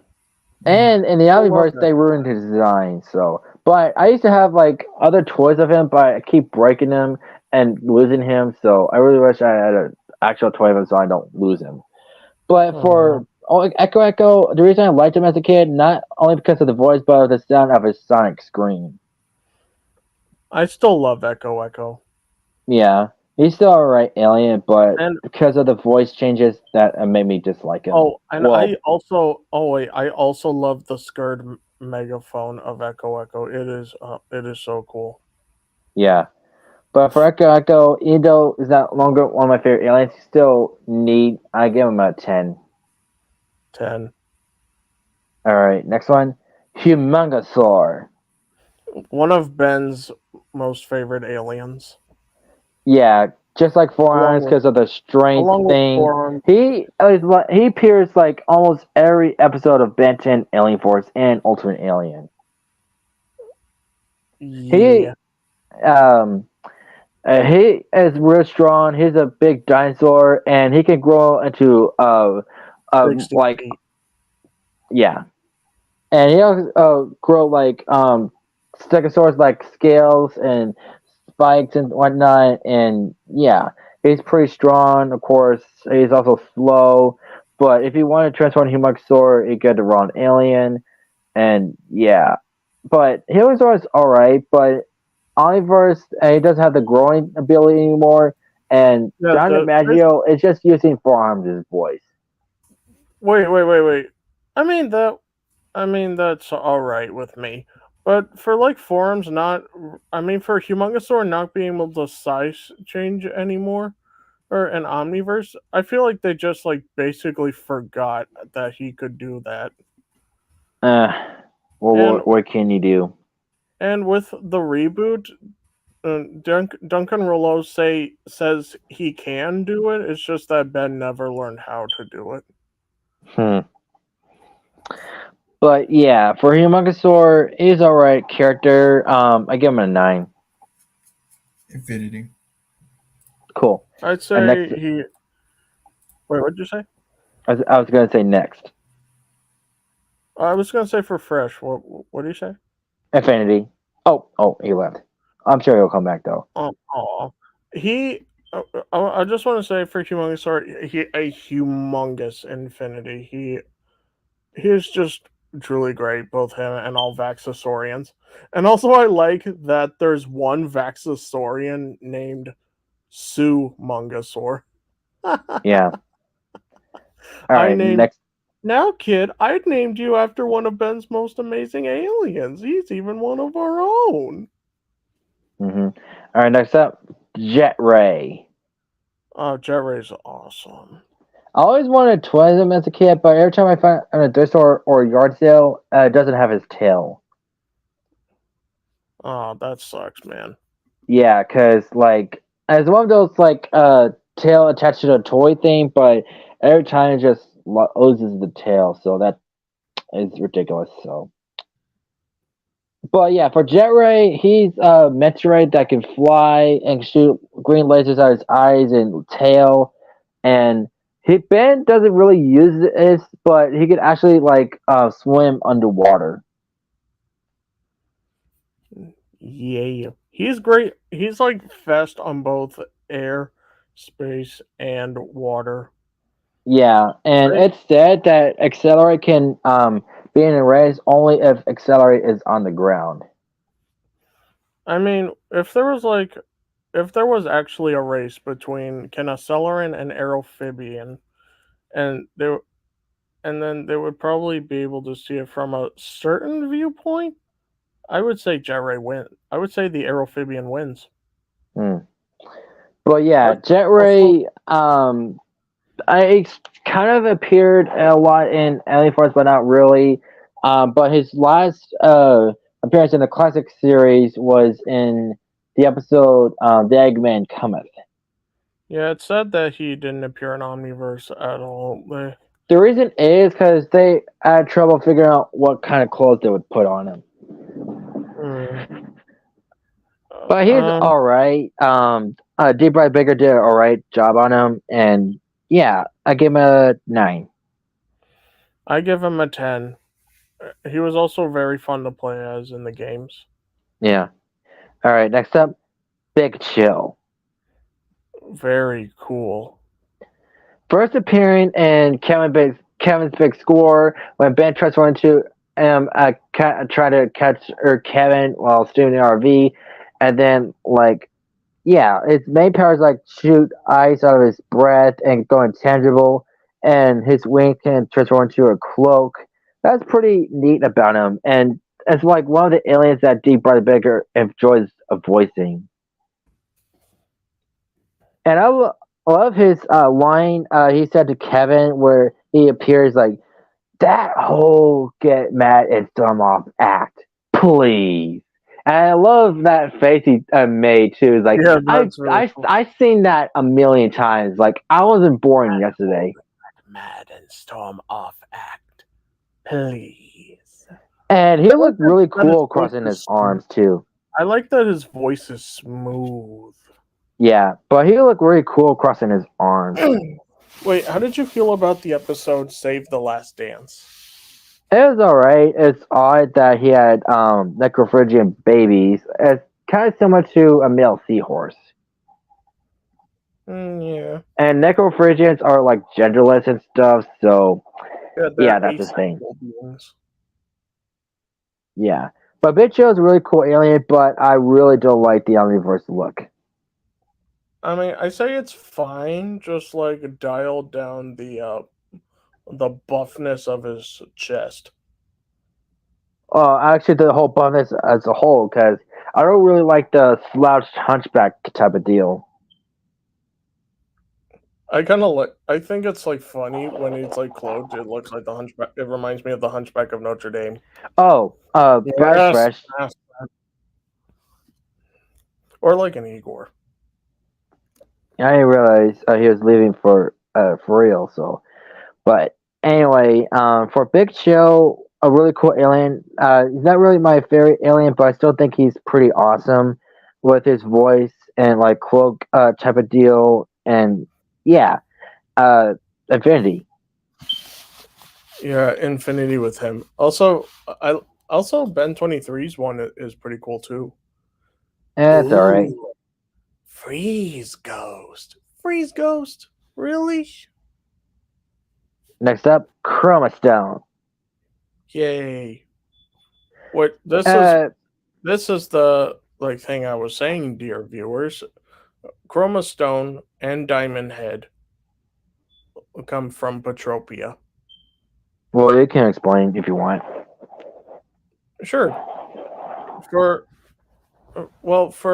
Chroma Stone, his DNA source comes from the only crystal sapien in existence, named Sugalite, who was made to be the guardian of Petropia.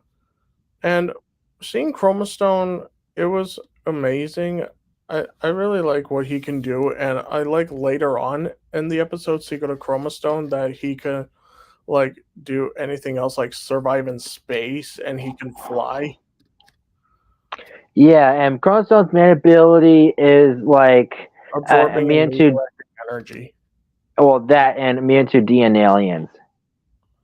Yeah, indestructible super condensed silicon. Yeah. But he is alright, but he barely appeared in Alien Force. And I actually have a toy of him in my toy chest I got from the mall. Along with Big Chill. But I didn't really like Alien Force design because his first reappearance, Trouble Helix, is just close to his Alien Force design. And in the last episode of Omniverse and his last appearance, like, I just don't like that look. I'm just sad that he only appeared 3 times in Omniverse. So sad. So yeah, they have a real problem with with that and stuff. Stop focusing on the sales and focus on the show in general, okay? Yeah, Bandai not that has hard. real issues, honestly. But Crossroad's still alright. Being replaced by Diamond Head briefly. It's a real deal, but I give him a 9. But I do like how Ben shouts at Chroma Stone. Chroma Stone! Yeah. Also, I'm happy Chroma Stone returned in the reboot to give him the justice and love that he deserved. Yeah. Call And me next- Stone. And I mean you no harm, Max. Max says, wait, bet you never seen this alien before, huh? Don't Next worry, up- you'll grow into him. Probably. Brainstorm.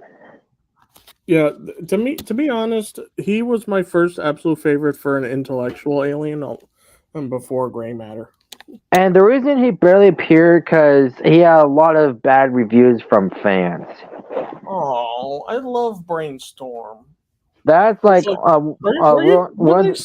Were they saying he's just a rip-off Gray Matter? it's like low popularity in Alien Force. That's why he barely appeared in Omniverse. That is so sad.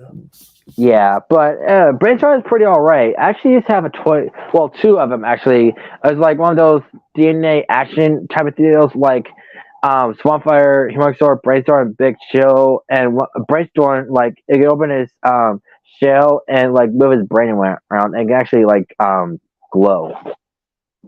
Yeah, Brainstorm is amazing. Yeah, like both Cerebro Crustaceans and Galvin to me are like on the same level of intellect. Yeah, and the reason it's called Brainstorm because he can shoot lightning out of his brain.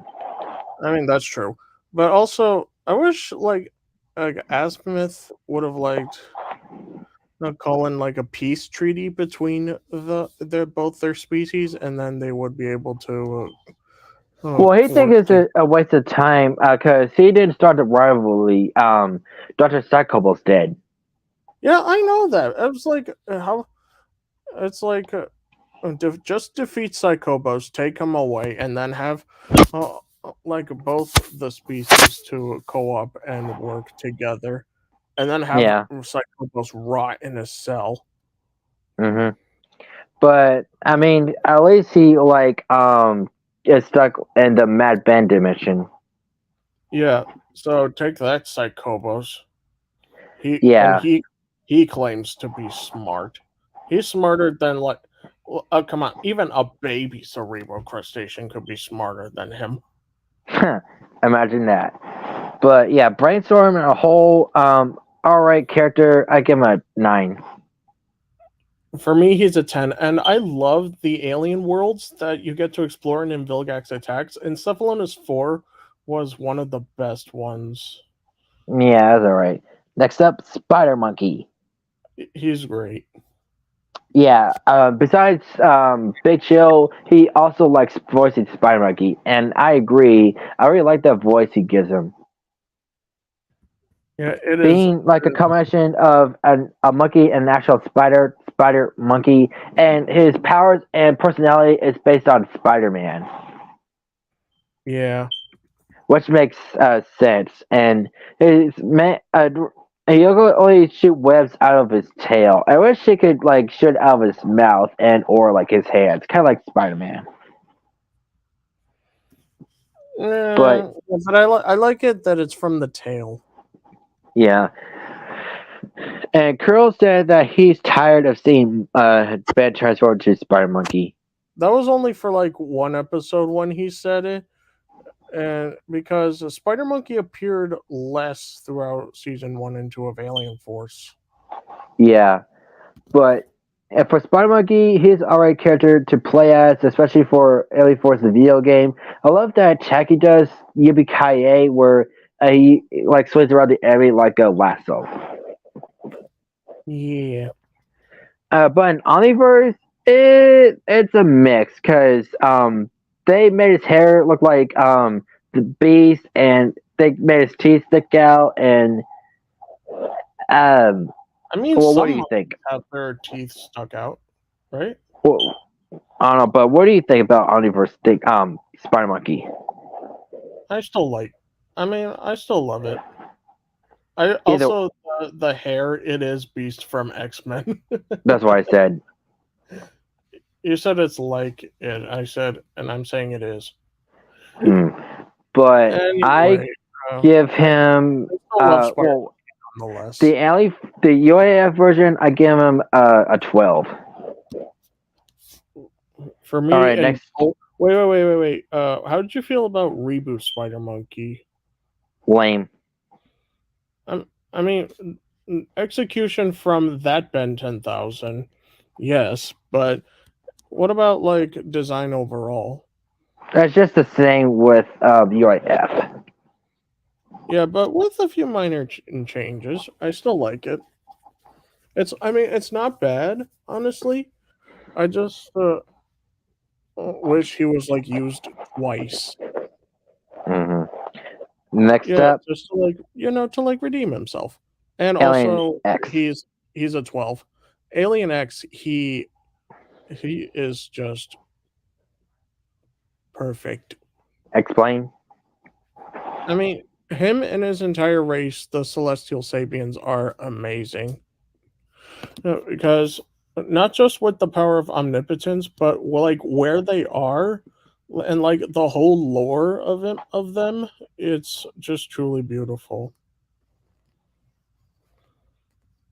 Explain more. Well, at first Ben couldn't control Alien X because of because of the two other personalities that live in him. Serena, the voice of love and compassion, Bellicus, the voice of rage and aggression, and Ben, the voice of reason. And Bellicus' first appearance was voiced by Kevin Conroy. May he rest in peace. Yeah, it's still very sad. Yeah. And his second appearance in Alternate Alien was Jeff Bennett, and then throughout in Omniverse was Eric Bauza. They were all great for him. But which one do you prefer, UAF or Omniverse, the design wise? I mean, Bellicus looks the same, but with Serena, I meant Alien X. A little. Not the faces. I like all three, honestly. I'm for UAF because the chin is just too much. Also, reboot one, it's just basically a stylized version from UAF. I guess, but I just don't like that he's a villain. No. The reason why that one was a villain because it's an evil Ben, and I don't know why Kuro said that the Celestial Sapiens in the reboot are different. I was saying it's different because of how this Ben is using him. Well, I guess, but and also yes, we already guessed it's like an evil Ben 10,000 because of like the voice. And I was like, wow, I didn't think a Ben would be evil enough to use Alien X. But the reason Alien X came out because in a reboot flashback for this version of Ben, Florence was fighting Vilgax, and the gang were trying to use a blaster on Vilgax, but of course they didn't listen to Ben, and that's what caused them to be killed by Vilgax. And yeah, Florence started busting the Omnitrix multiple times, and that's where Vilgax Alien X came out. Yeah, I know. So yeah, if they had listened and like kept out of it, they would have been fine. But no, they were Yeah, like doubting Ben. or like if that Ben used Alien X's omnipotence abilities to time travel, or if he had clockwork, they could travel back. He could travel back to before that happened, and he would have saved them. Okay, and then he would like probably reflect on his mistake. Or Well, here's the thing though. He was Oh, so blinded by rage of how why that yeah, field guys I killed him. I know.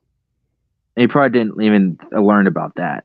Yeah, I don't think it was like clear. Like he would just say, I think the personality said that Alien X can do so much, and then, but Ben, but that Ben was, like you said, was so enrageful that he decided to make every Ben in the Omniverse suffer. I didn't really see the whole movie. I just like saw clips. I actually saw the origin on YouTube. Dude, you really got to see the full thing. It is amazing. Yeah, but for Alien X, I give him a 10.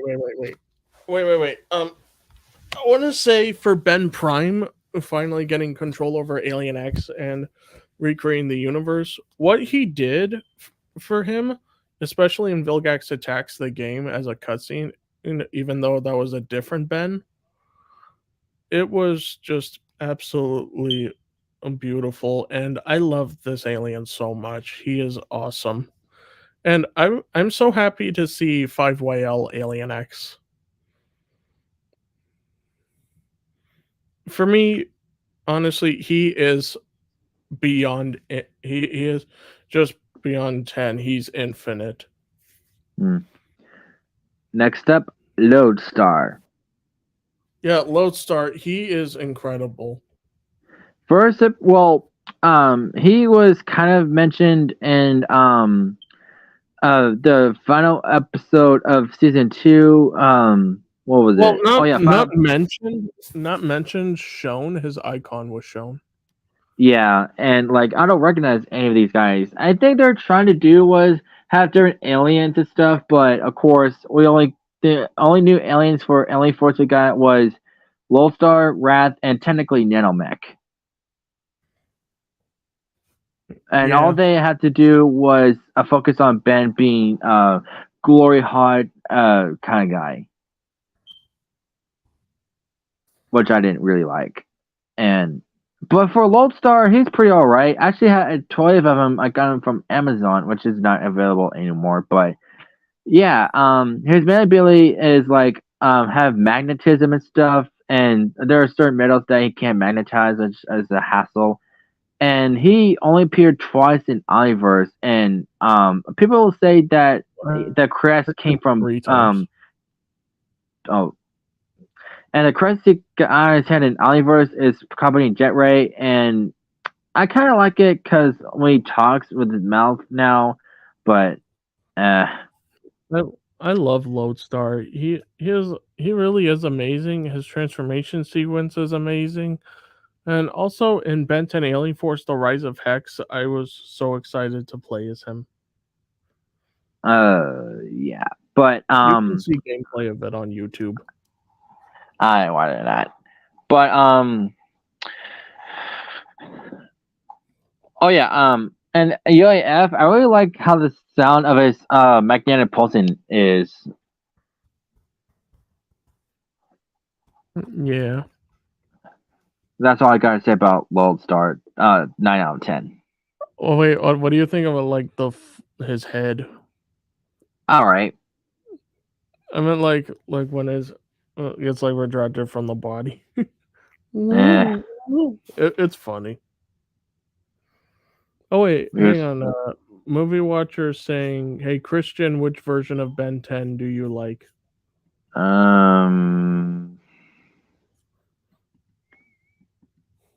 Like for I guess a little bit of Omniverse and original series. I mean, I love all of them, but I favor a little more an Omniverse. All right. Next up, one of the most.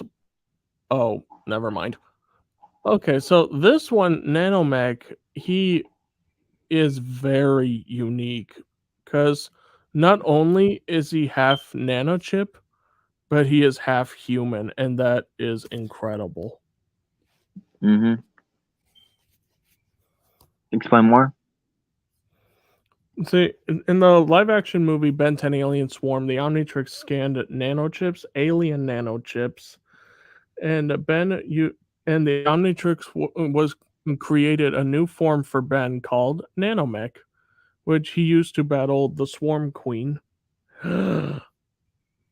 Christian, What? look who it is. Look who it is in the comments. Look below. Oh, hello, Kevin. Hi, Kevin. Let's not do that anymore, because I don't think Kevin is having it anymore. So I was feeling like he would be creeped out by it. I'm sorry. Yo, what's but up? anyway, back to Nanomech.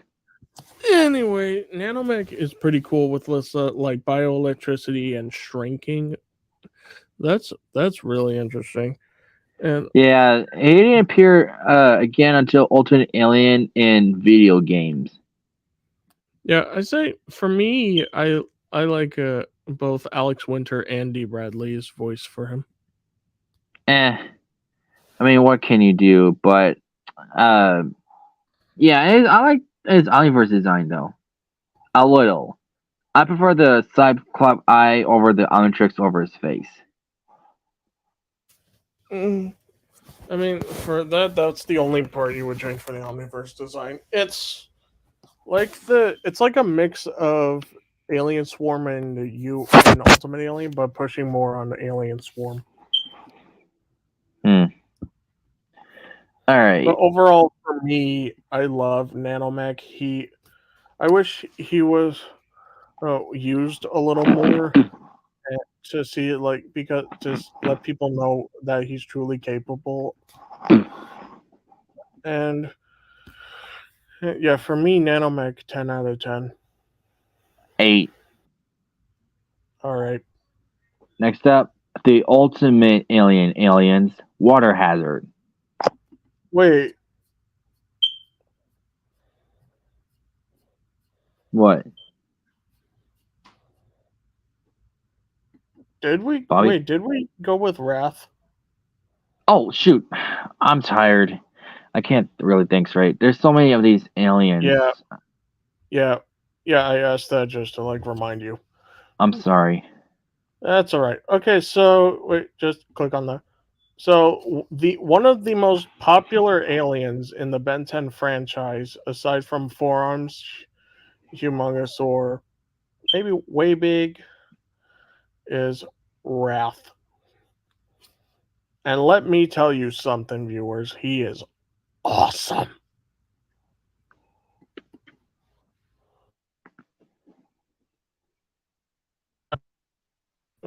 Being an Apple player, he is like both funny and amazing. He's basically a mix of Hulk Hogan and Wolverine. Yeah. And yeah, this is how I got used to John DiMaggio too. Even though there are like other roles, of course I didn't realize that was John DiMaggio because I didn't really know who he was. So this is how I really knew John DiMaggio because of Wrath. I thought you were gonna know him through Volcanus. Like I said, because I don't really know who he was, and I was more recognizable with him through Wrath, so that's how I knew him best. All right, I was thinking like you knew the voice actor through him. But... No. I didn't know the voice actor period as a kid. But yeah, for Wrath, his main ability is his strength, his wrestle-like abilities, his temper, and claws. Yeah, I feel like for me, how I got more noticeable with John DiMaggio was an Alien Force the game. I think that was for me. It wasn't an Alien Force the game. Yeah, Volcanus was an Alien Force the game. Oh, I thought you meant Wrath. No, I'm saying John DiMaggio in general. Oh. I mean, I recognized it after like the voice from Levin's big score. Anyway, Wrath hit. I'm happy he appeared in the 4 sequel series because for Ben 10, one of the aliens that it wouldn't just feel the same without one of the popular aliens like Wrath, Humongosaur, Alien X, Goop, uh, even and a Diamond Head and whatnot. Yeah, I but say, no disrespect to D. Bradley Baker, but I prefer John DiMaggio to voice him. yeah, me too. But he did an all right job. But D. Bradley did an all right job. Plus, I Yeah. always wanted to hear D. Bradley as Wrath. I wanted to see how that turned out. Yeah, but I just wish he'd give him a voice similar to John DiMaggio. I'm not sure But for how that. Wrath being an iconic Infinity. Yes. Let me tell you something. Wrath appreciates your honesty. All right, now we move on to Water Hazard. Water Hazard is amazing. The first Andromeda alien Ben ever used and scanned and used. But for me, what's sad about him in Ultimate Alien is that he only appeared 4 times. Dang. Yeah, they really have Wait, a bad habit of not showing the Andromedan aliens that much, and they barely use amphibian either. Like, of course, we'll talk about it in a little bit. Well, Amphibian and Ultimate Alien was 6, and Omniverse was 7. Mm. Yeah, But- for the most the most one used was Armadillo, and for second, Was NRG. yeah, So was yeah, they need to bring them out more often. But anyway, so Water Hazard, of course, the name being based on a golf term like a trap, and its omniverse design is no, not right. Honestly, hello, wait, Bobby? hang on. Oh, you're quiet there. What's wrong with the Omniverse design? Okay, first of all, I don't like the split eyes, the water underwater effect. Not really. The mask is okay, but I just prefer UAF. I like the I also like the barnacles on it because it made me feel like he could shoot water out of those. Oh boy, wouldn't have that been something? Well, that didn't happen now, did it? Yeah, I know, but it would have been cool. I just prefer UAF. Yeah, the visor. Yeah, the visor was very unexpected. I liked it. I even liked that there was an action figure of it. There is. Yeah. There is an action figure of Omniverse Water Hazard with Yeah, the I know. visor. I said I'm glad that there. Oh, Yeah, I thought you said I that said you I'm glad that wish. there was- I can't think straight. Okay, so I'm moving on. So Water Hazard, 9 out of 10. 10, making a splash. Next Woo! up, Terraspin. Yeah, I like the little lore that Galapagos tells the team. And also, Go ahead, explain. Yeah, also his home planet Aldabra is so peaceful and amazing. It makes you feel so zen. Go ahead and explain if you want. I would like to do that. So Terraspin, as well as explained by the name, is a big terrapin with wind abilities. And with that, And he can I noticed him be called Terraspin because I knew the name Terra through Teen Titans. Okay. Well, that's the only time I knew Terra before Terraspin came along. So, but go ahead, continue. Okay. So Terraspin has wind abilities. He can fly and do wind attacks, and they're really strong. And he can even make his own tornadoes. Yeah, he's basically a tortoise fan. You can say he's a big fan. But yeah, he barely appeared in Ultimate Alien. At least I made it up for it in Omniverse. Yeah, I do kind of like the voice for him.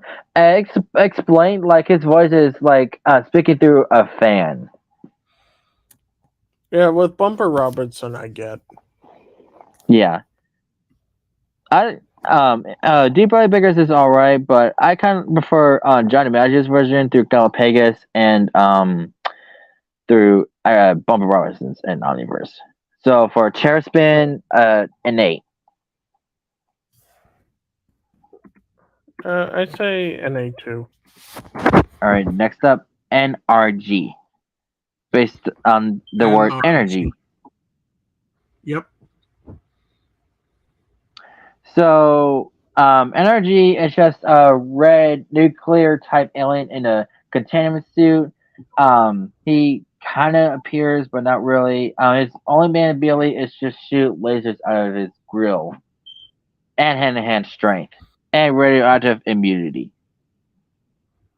Yeah, he can also overheat himself from his armor. Yeah, true. But his like full power if he's out of the suit, but it can also be danger to anyone. But in Omniverse, they fixed that and made him another suit for him. But the containment suit is not really my taste. I prefer UAF. Well, alternate alien. Yeah. I mean, Ovi just almost looks the same, except I do like the handle. Sort of. I sort of do. But overall, NRG don't pay that much, but I do have a toy of him, of course. Oh, me too. There was even one where it was his true form. Well, For and the Omniverse. Omniverse. Yeah. I mean, I like the suit that they gave him for his one in Omniverse to make it like a reflection of Ben. Mm. Because we already saw what it would look like through Albedo, and it just looked the same. So I feel Yeah. like for that, if they showed it with Ben, it would just be that, but just with the Ultimatrix on the chest. Mm-hmm. So, NRG, like I said before, is GOOD. He is amazing. so NRG 8. I say you give him an 8 RG. I'll go. Next one, I'm Armodrillo. Wait. I want to say NRG 10 out of 10. Okay, Armadillo. I really liked him as a kid. Cause I used to have a toy of him. Like, he's one of those toys. Like, on his right arm, you can press a button and like do like a wrecking ball drill thing, and his left arm like open his claw. Really love that toy, but I don't have him anymore.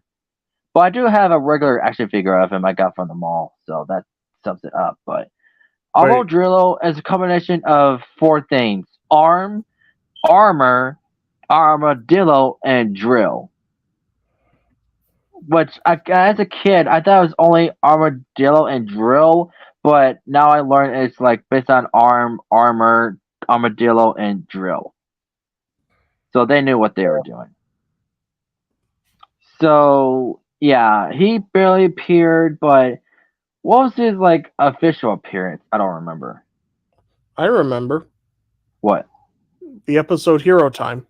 Oh yeah, with Carl Nesmith or Captain Nemesis.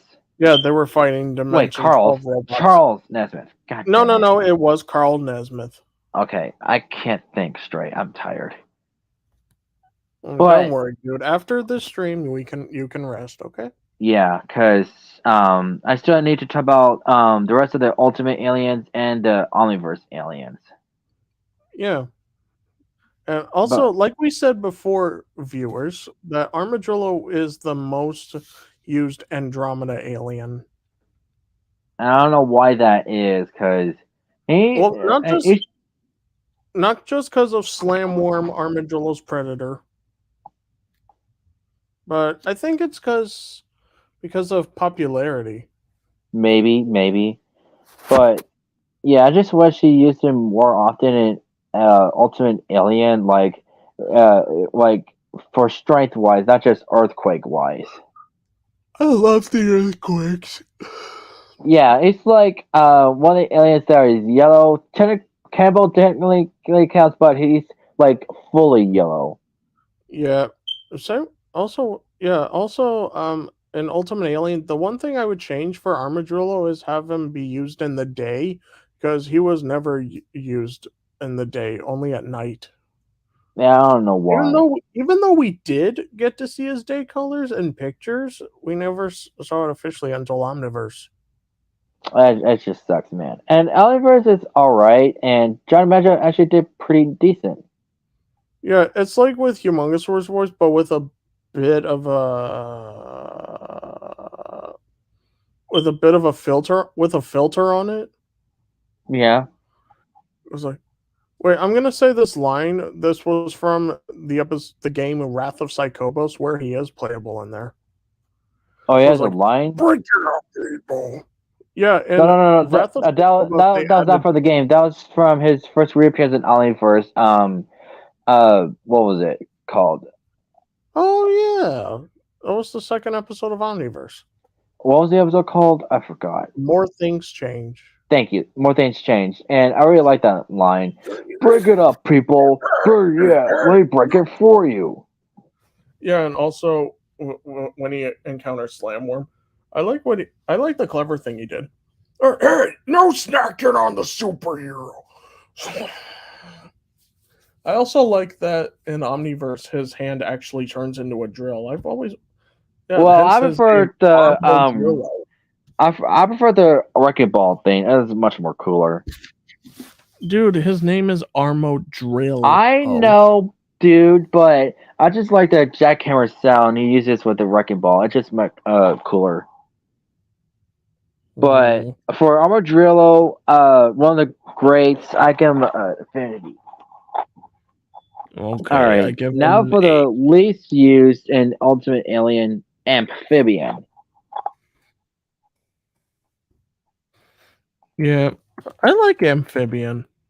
So, yeah, for those who are thinking, no, he's not a frog, the reason it's called Amphibian, one amp being like electricity wise, and amphibian because it can go from water and on Earth. Also his name, species name, Amp Piri. Yeah. So yeah, he's like a jellyfish, but he's got like 6 tentacles, 2 are his arms, and 4 are his arms, and 2 are his legs, and he's like really like blue, and he's got no mouth. Unless he does, it's just we don't know where it is. But what are your thoughts? I mean, I really like Amphibian. I love his ability traveling through wires and electricity. Well, that was only discovered with Rad, but Ben never did that or read minds. Yeah, but I'm just saying, like, the Imperies in general. Yeah, and also mind reading. Ben never did that either. Yeah, that's it's just like I feel like the minimal amount of time Ben uses them, I think like he doesn't use them for so long. Like he only uses the basic abilities. I guess so. But for Amphibian, all right. But I wish he trained more with them. And for Omniverse, your level for them is all right, but I don't really like the squinty eyes. Oh well. And what did you think about him returning in the reboot? I think he that was unexpected, honestly. Also, Armadillo may have been the most in popularity, but Amphibian was the most in video games. Well, yeah, and what cool thing about him, like in Cosmic Destruction, if you like have it in place and like slightly spin your control stick, he can like spin and like flap a little. That's a really nice detail about him. Wow. Also, yeah, the glow effect in the console version of Xbox and PS3. How do you feel? Oh, there's a glow effect? I didn't know that. I mean, yeah, you can look that up, and he just Well, illuminates I into a blue. I only have the Wii version, so is it noticeable like in the I Xbox mean, you version or can. something? Yeah, the graphics are like a little more advanced on the Wii and PS3, and for the Wii and PS3 versions I mean for Xbox and PS3, for Xbox you get Wrath, and PlayStation 3 you get Forearms. I know, but through a code. Yeah, but you also unlock them after you complete the game. Really. Excuse me. So for Amphibian, a 9 out of 10. Yeah, a 9. He is really great. Next up, Clockwork. Clockwork, he was a big surprise to me. Well, okay. First of all, I have a toy of him, which is really neat. He barely appeared in Alternate Alien. His main ability is like rewind time, but I really do not like his omniverse look. I think it was to make it a little more like a clock. But I just don't like him being fat. That's all.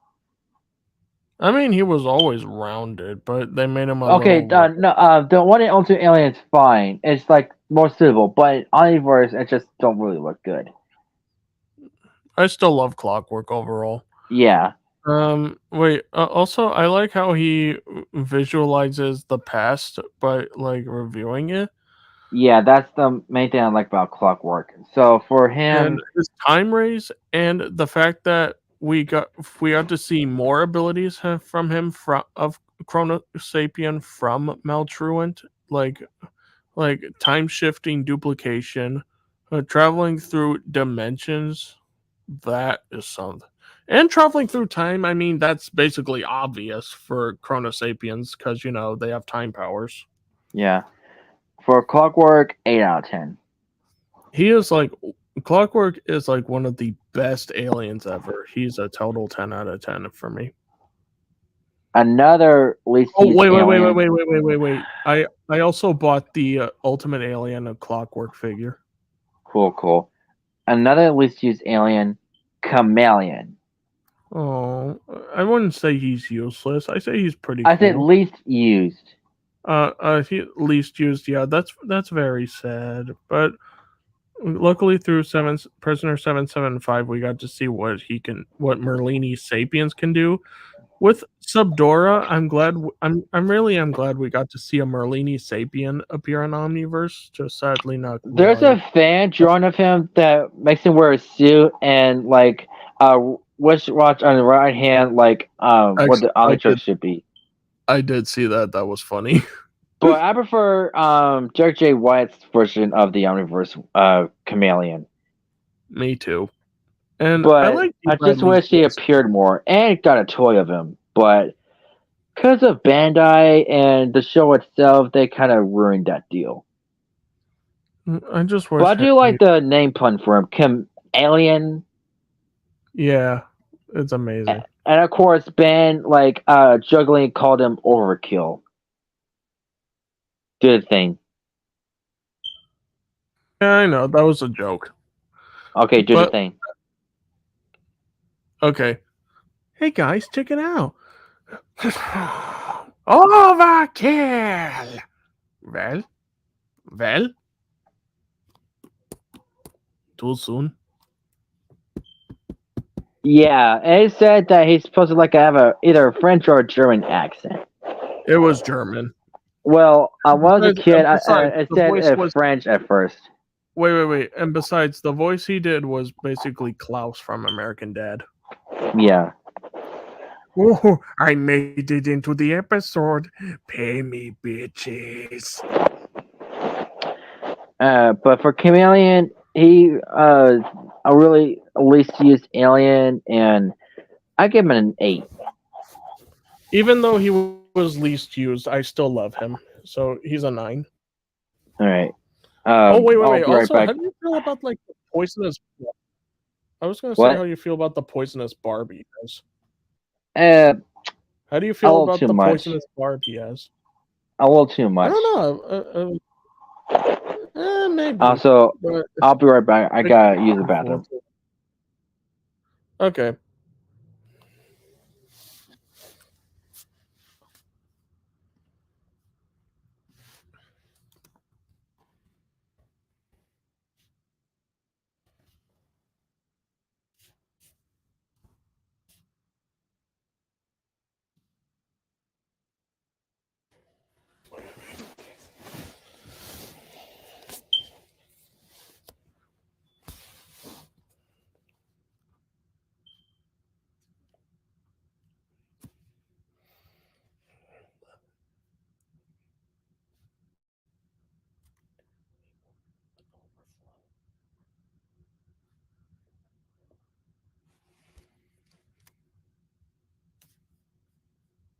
Ba-da-da-doo.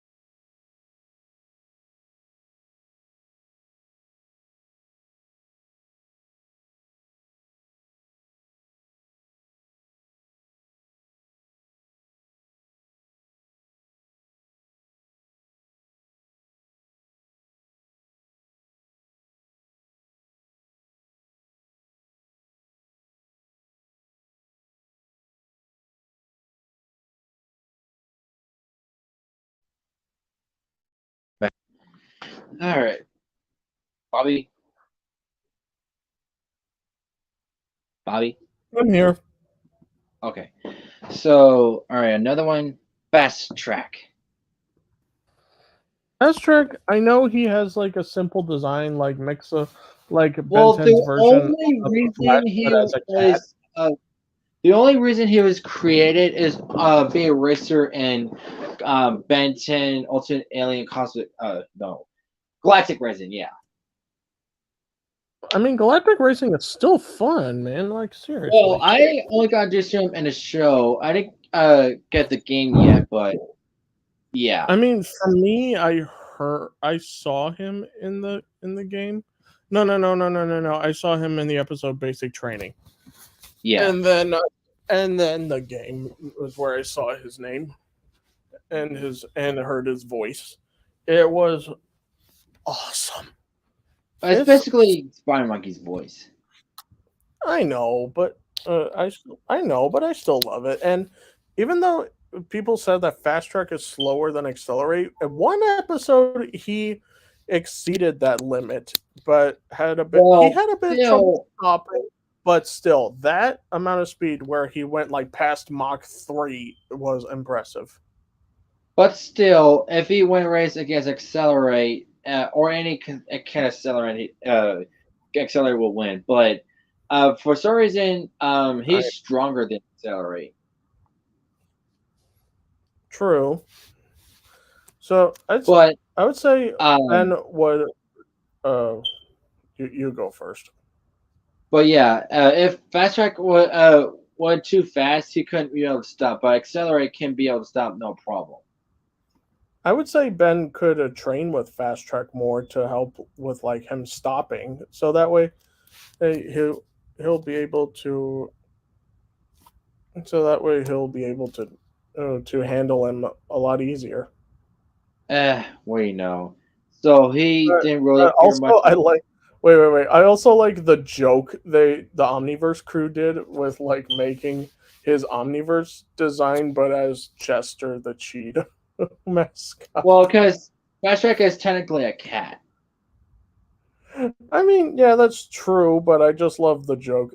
I mean, the Omniverse design is pretty cool too, and also they gave him 5 fingers. Oh, I didn't notice that. I like it without the visor. Yeah. So yeah, for Fast Track, barely appearing, but he's alright to use in Galactic Racing an 8.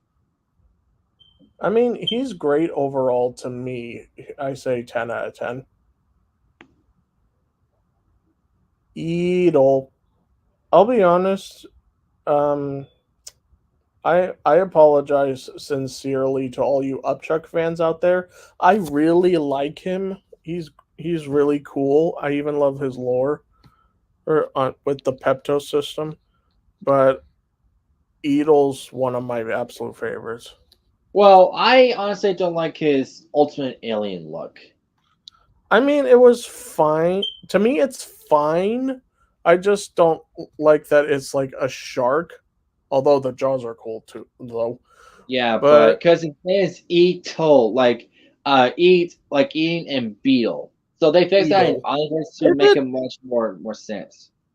However, they did use the powers right.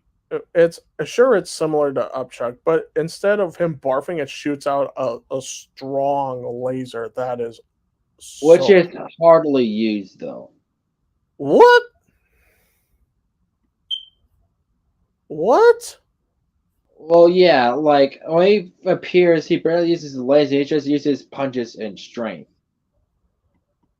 I mean, there's more to Edel than just like that. He just like demonstrated his other abilities. That's all. That's okay. And So he was shown when he was charging, he was able to push back Dagon powered Vilgax. How cool is that?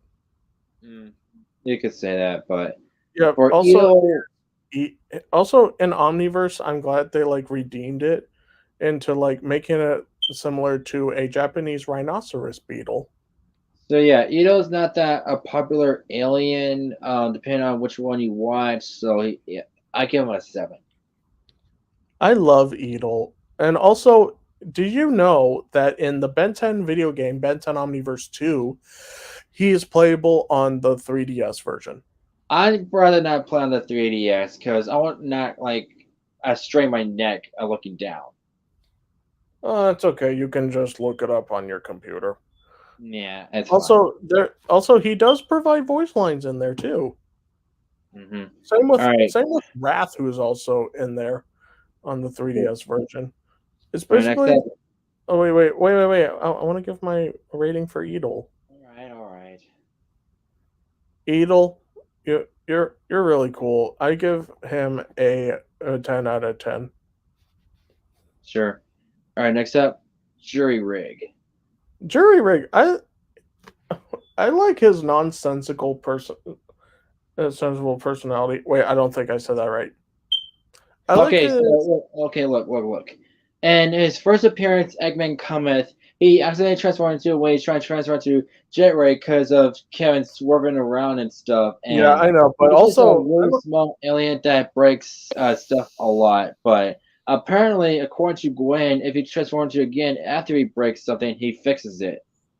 And for some reason, he appeared like. Why would he transform into Jerry Rig and not do anything in both Ultimate Anime Part 1 and 2? Wait. No. Hey, hang on, Christian. Hang on. He was about to do something like if he used Jury Rig against Siphon, then that would have been good. That would have been a smart choice since Siphon's all about his tech and all. But he was distracted by Dagon. Like seriously, do you remember the first time when you saw him? He was like massive. What was the point of having Jerry Rig appear if you're not going to do anything, producers? I'm still glad he appeared. Well, I prefer his Omniverse design, like give him clothes, like Bubba Robinson, similar to an aviator outfit. Yeah, Yeah, which and makes it a also, lot more better. how do you feel about Bumper Robinson voicing him? Great. That's it. Also, I also like the other Planchicules that appeared in Omniverse. Grick and Grack. Wait. Look, the bottom line is, they're probably both wrong, but my brother's definitely wronger. That guy drives like my brother. That guy drives like my brother.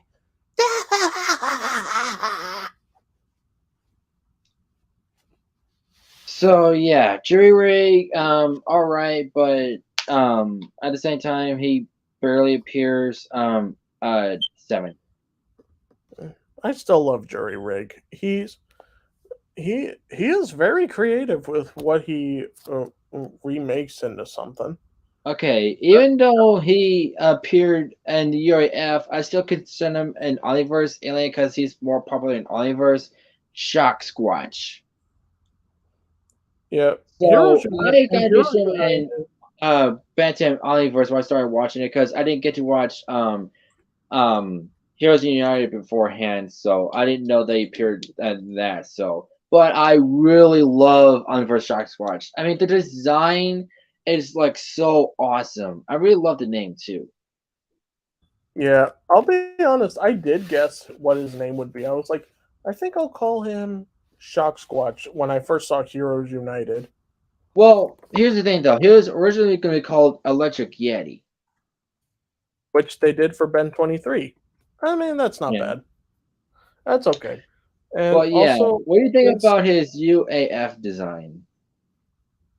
I mean, technically, at first it only appeared in Heroes United, but I would say it wasn't bad. It was a good. It was a good Yeti appearance, and for Omniverse, I did favor that a bit more, but now I like his 5YL design when it's a mix of the two.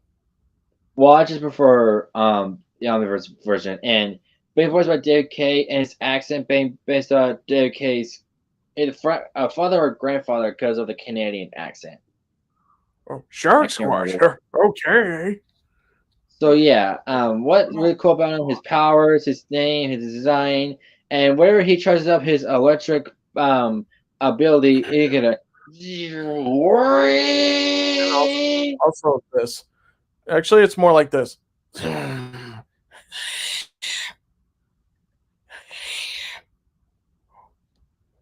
Something like that. Also, do you remember when Bubble Helmet turned into a Gimlinopithecus? Yeah, it was only in Breakpoint. I don't No, like no. the looks of this. Outbreak. I meant Outbreak. Yeah. Okay. No, I really don't like the looks of this. So I yeah, did like um, I did like that. for Sasquatch being my absolute favorites and Infinity. Yeah. Shock Squatch is And one of my now absolute favorites too. for the rest of the aliens or Omniverse, and after that, I'm gonna end the stream because I'm exhausted. All right, Okay. so for the goatest of Okay, all so- the goats, what? I was gonna introduce him. Well, I was gonna introduce him. Well, So actually you can do it. You can do it. the ghost of the goat feedback. Yeah. So yes, the reason he's awesome, just because he is, his powers, his design, it has its own theme, and that's the best thing about him too. So yeah, feedback is named because he can absorb energy or electricity and shoot it back, and is Ben's most favored alien. And he only appeared in the Omniverse flashbacks, and he appeared as Team Ben in what was it? Showdown Part 2. Thank you, Showdown Part 2, where because Malware killed Feedback when he separated him from the Omnitrix, and he regained him somehow through Ben, young Ben. It's unexplainable, but it's cool that he made a reappearance. He started to live again, and I like that version better, Team Ben, because I like the green, a little more of the plug things on his arms and body. Wait, And yeah, I Yuri like- Lowenthal did a pretty good job on him. I mean, I love both of them. I love both of the designs. And the fact that Yuri Lowenthal himself gets to voice him, it was great. And also him saying that he wants that hero voice just made it more wholesome. It was beautiful. Yeah. So yeah, for feedback being absolute goat, freaking Infinity and Chameleon, he's just that awesome. Yeah. Okay, here is Curl's most hated one. Well, one of them at least. Blocks. Oh. So yeah, Blocks. I first saw him in the promotional trailer for Omniverse. Like who the heck is that? Because I barely got a glimpse of him. He's all colorful and stuff. And then when I fully saw him, he is really cool. And I didn't know his name until either online or it was name dropped. So yeah, Blocks is pretty alright. Like a freaking alien made out of Billy blocks. Well, mostly Lego, so yeah. Yeah, and Bubba Robinson did a really good voice on him too. And yeah, I don't care what Curl says or anyone else. I still love him. Like, I mean, come on, the design's cool. I even have a toy of him I got at the mall, which I was so happy about. Oh, I didn't get a figure of him, but I was happy to play as him in the Omniverse games. Yeah. Yeah, Yeah, I use him in the game too. Blocks overall is just amazing. And he's the only Omniverse alien to reappear in the reboot. Yeah, exactly. Yeah, he looks basically the same, but his face is just a little less prominent, which is okay. Yeah. And Reboot And Ben also, actually likes Blocks. Yeah, I know, right? Oh man, I wish in my roleplay with one of my friends that we got Blocks. I might have to discuss them with that. But for Blocks, wait. Before you rate him, how did you feel about David K using a one line from Blocks? Not really my favorite. And I didn't know that was David K either. I thought it was going to be Bumper Robinson. I thought Bumper Robinson would return, like if he voiced Blocks and Ball Weevil in that special. Well, what was that one line he used in Reboot? It was, "This doesn't change your this doesn't match your outfit, creep." That's it? Yeah, that's it. That's pathetic. Oh, that fact that this is I think for all Omniverse Fan V2, that's what I'm calling him. I feel like he should have appeared first, and then we get like either AF or UA Ben. I don't know. But Block's still awesome. I give him Affinity as well. Me too. All right. Next up. Well, this is how many mom. This is, huh?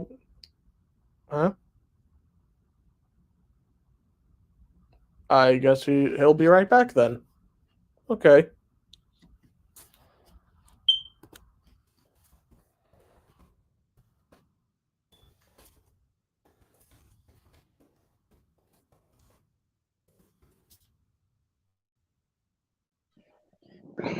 I was told my mom's work friend's gonna come over and he's gonna because I got a new Wii system, but I don't have my other games saved, so I have to have a special chip to do it, and it's gonna teach you how to do it, so I can save my progress and the whole thing. So anyway, I don't have to talk about the. Sorry, you go first. Okay, so because there's so many to do. Okay, here's the deal. I can talk about the rest of the aliens that are my favorites, like a couple of them, and the rest I could just end the stream because one, I'm really excited and we've been doing this for a while. Wait, is it okay if we do like a quick reviews of them since they're not much left? Well, because I have to talk to the guy that's coming over and Okay. How about like I give the quick reviews like short descriptions, and then rate, and that'll be all, right? Is that okay? I guess, yeah. Okay, so the next alien, which was technically unlocked in Ultimate Alien, but then became official as an Omniverse alien, Gravitak. Yeah, another one of my favorite aliens. I really love the design. Originally called Graviton. Yes, and David K did a good job voicing him. What? Oh man, he's already here. I'll be right back. Okay. And to you viewers, I'm saying that for this Gravitak, Albedo's Gravitak is a bit special because he's the only Omniverse alien to get an ultimate. Pretty sweet.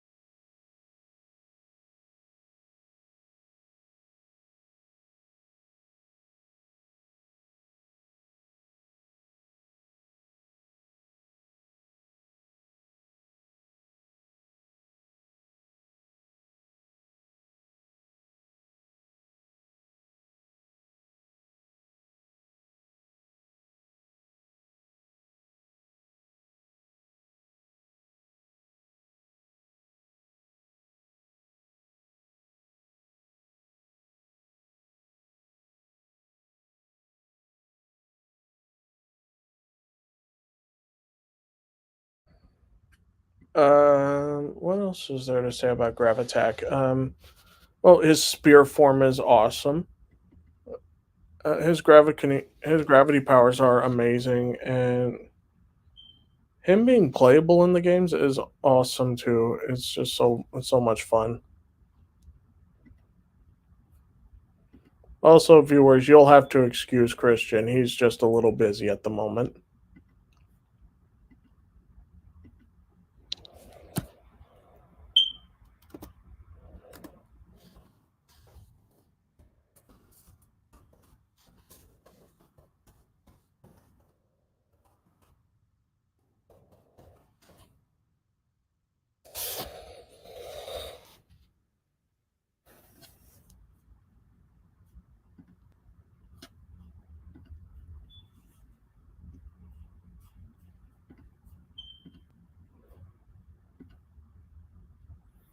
Let's see. Is there anything else about Gravitak? Well, according to Max in the episode of Food Around the Corner, he says that they're being known for being wise and patient. But Gravitak, well, we already see the results. But all in all, this alien is amazing. He's a total 10 out of 10 for me. And we'll wait for Christian for his results when he returns.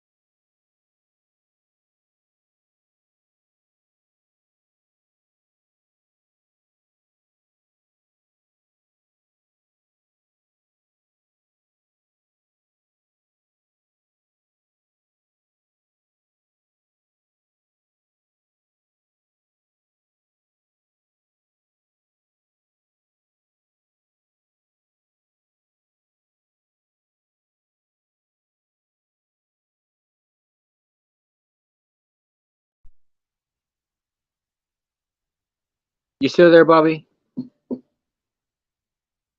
Hello. Hey. So yeah, he had to go right back here, get a different SD card, but yeah, I don't want to keep the stream up too long. So what do you want to do? Oh, I already gave my review on Gravitac. So Okay. wait, how about? Hmm. Okay, wait. We still got a few more left, so I will review them right here and now, just as fast as possible. Okay, Crash Hopper, the alien you got right here, which I think he might be one of your favorites. Yeah. He's like my boy. Yeah, buddy. I bet for your review, you're gonna say, for the Omniverse review, you're gonna say it's my boy. Anyway, Crash Hopper, really fun, energetic, bouncing around. I love him. 10 out of 10. Ball Weevil, Ball Weevil is short or cool, loves to make explosive plasma balls. That is so badass. 10 out of 10. Like these are like my reviews, but for Christian, I guess he can just like comment on that later when we're done with this. Well, I could say Crash Hopper, Infinity, Ball Evil, really cool, 10 out of 10. Okay, Walkatrout, really funny. I especially even loved that his species returned in the reboot for a cameo in versus. I wasn't expecting that either. Yeah, I wasn't either, but really cool. I like the gimmick. Pesky, I say he's a 5. Yeah, 0 for me for Walkatrout. Pesky Dust, I love this one. I love his dream abilities, and also I do like the purring noise he makes. It's cool that it's like a fairy. I mean, I'm glad I got to know him better, and seeing like what he can do, his dream abilities to give you like either pleasant dreams or nightmares. That's really cool and awesome. 9. So for Pesky, for me, 5. All right. Oh, and also wait. One more thing for Pesky Dust. I like that. I like Ben 23's version too. Nighty Night. Mustache. He is very elegant and a fine gentleman. I especially like how he uses his mustache. And what's sad about it is that Jerry never showed it. Like, come on, Jerry. I mean, he sort of did when Cervantes was like zapping his mind. His mustache grew a bit. And that was the first time he spoke too. Well, yeah, but Mustache, I like how Ben uses him, and I liked how it showed his strength, the mustache's strength, that it's strong to lift a truck. Yeah. I like it's still top heavy for him though. But I'd still say he's useful. So for me, an 8 or a 9. Wait. 6 for me. All right. The worst, yeah, he's funny. When I first saw a picture of him, I laughed so hard. Well, mostly because he was wearing underwear. But yeah, the worst. He's just an alien that's there, along with the Atrocians, and he's just, I'd say a 3. 0. And now a really cool alien, Kickin' Hawk. Oh, I love Kickin' Hawk. He is so awesome. All of his moves and techniques and his screech, just everything about Kickin' Hawk, I love it. 10. Infinity. Yeah. Now Topic, I really like Topic. I really love how he scares his enemies because his face is so scary. No, his name doesn't really match his appearance or powers. Oh, I mean, true, but oh well. It's still really cool. I'd say 8. 7. Because of how his scariness. I really love Astrodactyl. Oh, me too. He is so awesome. I even love his star power and his energy whips. Like how he blasts. First ever alien to use whip-like abilities. Aside from Swampfire and Wildvine, that's the first alien to use it. But yeah, Astrodactyl is not really a replacement for Jet Ray. He's just there. Yeah, but I do love would Astrodactyl. want to have a toy of him. I mean, I love Astrodactyl still, and I still love that I got to play as him in Omniverse 2. Me too. Yeah, for me, Astrodactyl, his star, he really does deserve that star power, 10 out of 10. Also, I like his squawking. Whoever said sky's the limit never met Astrodactyl. Yeah. Next up, Bullfrag. Hey, yeah, not bad. I love Bullfrag. I've always wanted Ben to have an incursion transformation, and we finally got one. Yep. Yeah, and I also like in Omniverse 2 that he was like going through names until he decided Bullfrag. Yeah. And of course, I didn't realize that one incursion Bullfrag was Ben until like he revealed it was him. I saw Incursion Alien, and I was like, wait, is that Ben? I feel like it is. Because, let's be honest, no Incursion looks that cool. Or be called Bullfrag. True. But I'll be honest, Bullfrag is cool because the word frag means annihilate. Yeah. And yeah, I really like him. I like his design. I just wish there was a toy. Oh yeah, there is a toy of him. I forgot. And I love playing as him in Omniverse 2 on both console and 3DS. Yeah, I do a little bit. The only reason I like him, like, it can use like his tongue grapple ability to like go to enemies and stun them. Or like use it to throw them. You could. Oh yeah, because that's one of his powers. Like his combos, like whip, tongue whip. And also like the big inflated croak. Which we only demonstrated in what was it? Vengeance is mine. Thank you. Vengeance is mine. All right. Okay. And 3 more. And also, yeah, 10 out of 10 for Bullfrag, and no problem. Yeah, Bullfrag can handle anything. I like this guy. Atomics is freaking awesome. Wait, I am no bug. I am Atomics. Well, okay. Here's the thing. Asmith was like, how did he come up with Atomics? Honestly, He just like thought of it, even though that was. Even though he's like in his dumb form, how did he come up with Atomics just like that? Not sure. That's weird. That's curious. But yeah, Anyway, a lot of people don't like how Atomics looks, especially for Kuro and Killing Goff. Yeah. Wait. What did you think of 5YL Atomics? It's pretty neat. The reason I like Omniverse Atomics because powers, design, John DiMaggio. Yeah, exactly. I mean, I've always wanted to see Atomics, and I've always wanted to see Atomics and Topic, and I'm glad we finally got them. They were name dropped in the original series and then shown in Omniverse. And I just wish we got a toy of Atomics. Yeah, for me, I'd say they were executed. Well done. Well done, executed. And I love the power set of Atomics. 10 out of 10. Yeah, 10 out of 10 as well. He's our nuclear winner. Gut Rot. I do love Gut Rot. He's very unique.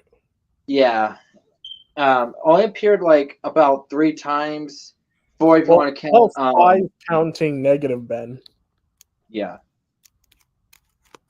It's really cool. Main ability is like create different gases.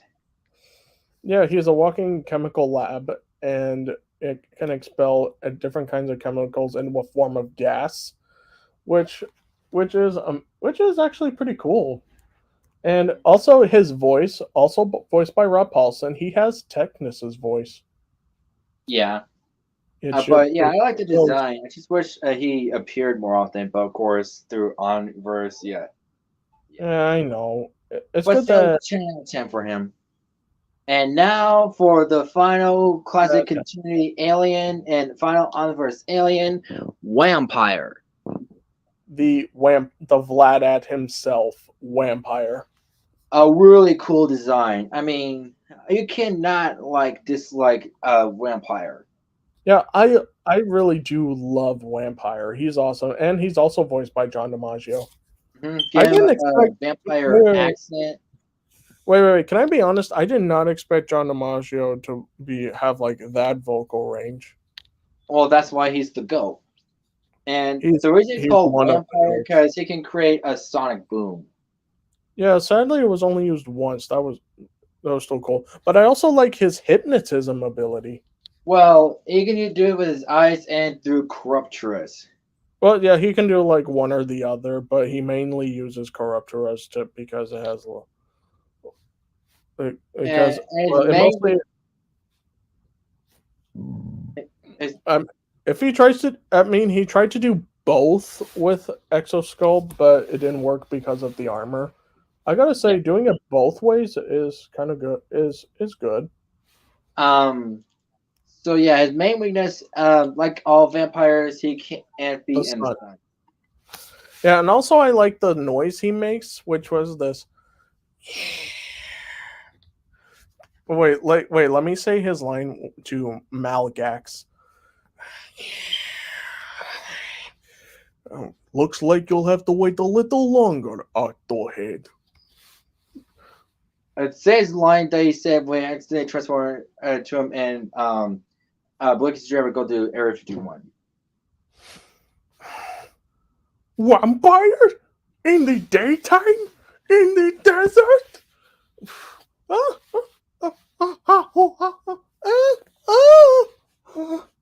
Also, his like little bat form, that was cute. Well, that's not for community effect. That's what they actually transform into. Oh, I know. Okay, so yeah, for him, another cool alien, Affinity. Yeah. And that, folks, is it for the stream. I'm sorry it took longer than it should because there's so many aliens, and I wish I could like do it more clearly, but one, I'm exhausted, and yeah. But I'm sure y'all understand. I hope you enjoyed the stream. Otherwise, I'll figure out what I'll do like next Sunday. So, Bobby, what do you think about this stream? It was really good. Great. So, see you guys next time and have a great day. Have a good day and good rest, bro. Thank you. Bye.